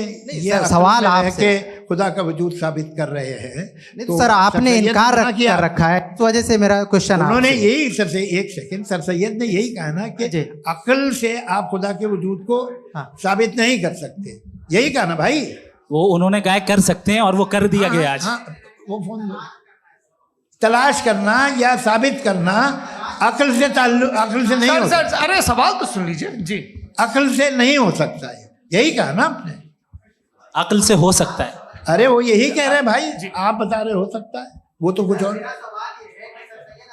आप अगर सर देखो नौजवान फोन ले लो, वो इतनी कमाल की यूनिवर्सिटी है। अरे भाई दे दो उन्हें जरा, एक मिनट दे दो भाई, मेरी बात सुनो, नहीं, माइक मैं पे बोलो ताकि जो लाखों लोग देख रहे हैं। माइक दे दो ना। अरे देंगे ना माइक, तुम ठहरो तो। हाँ सर, मेरा सवाल ये था कि सर सैयद अलैहि रहमा का एक नजरिया था अपना कि खुदा का जो वजूद है उसको अकल के दायरे में रह करके तलाश करना है, न कि पूरे तौर से इनकार कर देना है। ये उनका कॉन्सेप्ट था। लेकिन मेरा सवाल ये है कि आप इसको कैसे डिफाइन करते हैं, एक्सप्लेन कैसे करेंगे? मैं आपसे जानना चाहता हूँ, क्योंकि you are the product of Aligarh Muslim University. मुझे अकल के दायरे में रखे मैंने बहुत तलाश की, मुझे मिला नहीं। हाँ ये इधर वो चश्मा लगाए जो, हाँ उनको दे दिया। जी जी फटाफट पूछिए, बस 5 मिनट है, 5 मिनट में खत्म हो रहा है। हाँ अस्सलाम वालेकुम मुफ्ती साहब। एंड मेरा सवाल जावेद अख्तर साहब से। क्या नाम है आपका? अरे भैया मुझे पूछ रहे हो। फैज पूछिए फैज साहब। तो मेरा सवाल ये है कि अभी जो एथियस्ट है वो problem of evil argument use कर रहे हैं अगेंस्ट मुस्लिम्स, राइट? कि इस दुनिया में इतना सारा इविल है और अगेंस्ट मुस्लिम तो यहाँ अगेंस्ट थियस्ट। हाँ थोड़ा सा करेक्ट कर लीजिए भाई। पूरी मशक्कत ही इसी बात की थी कि किसी एक मजहब पे बात ना टिके। जी, तो बेसिकली ये आर्गुमेंट ऐसा है कि इस दुनिया में इतना ज्यादा इविल एग्जिस्ट करता है और अगर एक ऑल गुड गॉड है तो वो रोकता क्यों नहीं है? लेकिन इस सवाल में एक हिडन अजम्पशन ये है कि इस दुनिया में इविल एग्जिस्ट करता है। अब एथियस्ट ही कैसे ऑन्टोलॉजिकली प्रूव कर सकते हैं कि इस दुनिया में इविल एग्जिस्ट करता है? मैं आपको बताता हूँ, थोड़ा सा समझा। नहीं सर हम लोग इनको सुनने आए। नहीं please don't do that. I want to explain ontology. नहीं हम समझ गए सर, इनको अब जवाब देने दीजिए। अच्छा सवाल पूछ लो। मैं अभी तक क्या था वो मैं थोड़ा सा ऐड ऑन कर लेता हूँ। तुम गुरु, तो हम जब इसका राउंड 13 करेंगे ना तब तुमको स्टेज पे बिठाएंगे। जी तो हाँ जल्दी से। तो देखिए एथियज्म के हिसाब से सब कुछ रैंडमली बन गया है, सब कुछ एटम्स और मॉलिक्यूल्स है। एक पत्थर में और मुझ में सिर्फ इतना फर्क है कि हम लोग एटम्स और मॉलिक्यूल्स का अलग अलग रीअरेंजमेंट है। अब एक पत्थर को कोई इंसान तलवार से 2 टुकड़ों में काट दे या मुझे, according to atheism it is same. There is no evil and good according to atheism. जी अच्छा फैज साहब का सवाल ये है कि हाँ कोशिश भी करते तो इससे गलत सवाल नहीं कर पाते। एक लाइफ फॉर्म है और लाइफ फॉर्म में फीलिंग है, मतलब लाइफ फॉर्म सुनता है, देखता है, टेस्ट कर सकता है, फील कर सकता है। तो उसकी जो ये जो क्वालिटी इस बबल में आ गई है वो जानवर में भी है, इंसान में भी है। तो जाहिर है कि उसे कोई तकलीफ पहुंचेगी, तो चूंकि उसके पास वो सेंसिटिविटी है तो मैं करेगा। पत्थर में वो सेंसिटिविटी नहीं है। तो ये क्या सवाल हुआ कि अगर पत्थर को काटा तो पत्थर को तकलीफ नहीं होती, तो आपको काटे तो आपको क्यों तकलीफ हो? बैठ जाइए। जी हाँ अगला सवाल। हाँ पूछे जी। जावेद अख्तर साहब, अरे भैया, सब आप लोग मुफ्ती साहब को छोड़ रहे हैं, तो मेरे ही पीछे पड़े हैं क्या? फिर चलो बोलो भाई। You asked how God can exist when children die in Gaza. हाँ? You asked how God can exist when children die in Gaza, and you also mentioned the rise of atheism in Europe. But the same events also are leading many atheists and non-believers to turn towards faith. How do you interpret this contradiction, where suffering pushes some away from God, yet brings others closer to belief? देखिए, आपको एक बात बताऊं, दुनिया perfect तो कहीं भी नहीं है, हर जगह कुछ खामियां हैं। बेटा एक मिनट, मैं आप ही को कहेंगे, देखो वो तो कुछ खामियां, कमजोरियां, खराबियां सब जगह है। लेकिन अगर देखोगे ईमानदारी से कि दुनिया सबसे ज़्यादा महज़ब कहाँ है, एक आम शहरी को कहाँ हुकूक हासिल हैं, वो बोल सकता है, अपनी मर्ज़ी से काम कर सकता है, अपनी मर्ज़ी से राय दे सकता है, हुकूमत के ख़िलाफ़ बोल सकता है, बरसरे इख्तिदार लोगों के बारे में बोल सकता है, सरमायादारों के ख़िलाफ़ बोल सकता है। तो आपको ये स्कैंडिनेवियन कंट्रीज़ में मिलेगा, वेस्टर्न यूरोप में मिलेगा। मैं नहीं कह रहा वो परफेक्ट है, बिल्कुल नहीं, वहाँ बहुत खराबियाँ भी हैं, परफेक्ट तो कोई नहीं। लेकिन जिन जिन मुल्कों में, लैटिन अमेरिका देखो, गल्फ देखो, वहाँ पर आपको ये ज़रूर है कि रेप नहीं होते होंगे। रेप की ज़रूरत क्या है भाई? उसको तो ख़रीद लो, घर में रखो, सड़क पर रेप करने की क्या ज़रूरत है? मगर सुनिए, मगर हकीकत ये है कि वहाँ शख्सी आज़ादी राय देने की, बोलने की नहीं है। जी, ये एक आखिरी सवाल मुफ्ती साहब से। हाँ मैम, इनको माइक दीजिए। शुक्रिया। मेरा नाम मनीषा है, मैं हरियाणा से आई हूँ। मैं मुफ्ती साहब से एक बात पूछना चाहती हूँ। आप बार बार जावेद साहब को कॉन्ट्राडिक्ट तो कर रहे हैं कि आपने ये कहा, लेकिन आप भी अजम्पशंस के बेसिस पे बात कर रहे हैं। आपने खुदा के होने का कौन सा प्रूफ पेश किया है, खुदा की एग्जिस्टेंस का? अब इस सवाल को अलग रहने दीजिए, कौन एथीस्ट है कौन नहीं है। और दूसरी बात जो आपने एक छोटी सी कही थी कि ये फ्री विल का इस्तेमाल करता है इंसान अपनी, लेकिन उस फ्री विल का इस्तेमाल में मतलब खुदा ने ये दे दी सबको ये इजाजत कि वो कितना घिनौनापन और कितनी ज्यादा खराब से खराब तरीके इस्तेमाल कर सकते हैं। जवाब सुनते जी।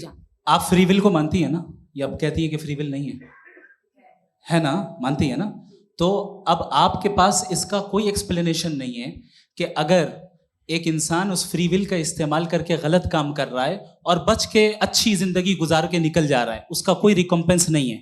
हमारे वर्ल्ड व्यू में जो इंसान गलत काम कर रहा है उसको भी रिकॉम्पेंस यानी उसका बुरा बदला मिलना है, और जो सही काम कर रहा है उसको सही बदला मिलना है। लिहाजा जो फ्री विल है वो इस तरीके से है कि एक लिमिटेड टाइम तक खुदा ने मोहलत दी है। ऐसा नहीं कि छूट दे दी, जो करना है करते रहो हमेशा। वक्त आएगा जब एग्जाम का टाइम खत्म होगा तब रिजल्ट आएगा, दौराने एग्जाम जबरदस्ती आपको नहीं बताया जाएगा। अरे भाई एक सेकंड, जी एक सवाल मुफ्ती साहब से मेरा। सर मैम मुफ्ती साहब से जी हाँ,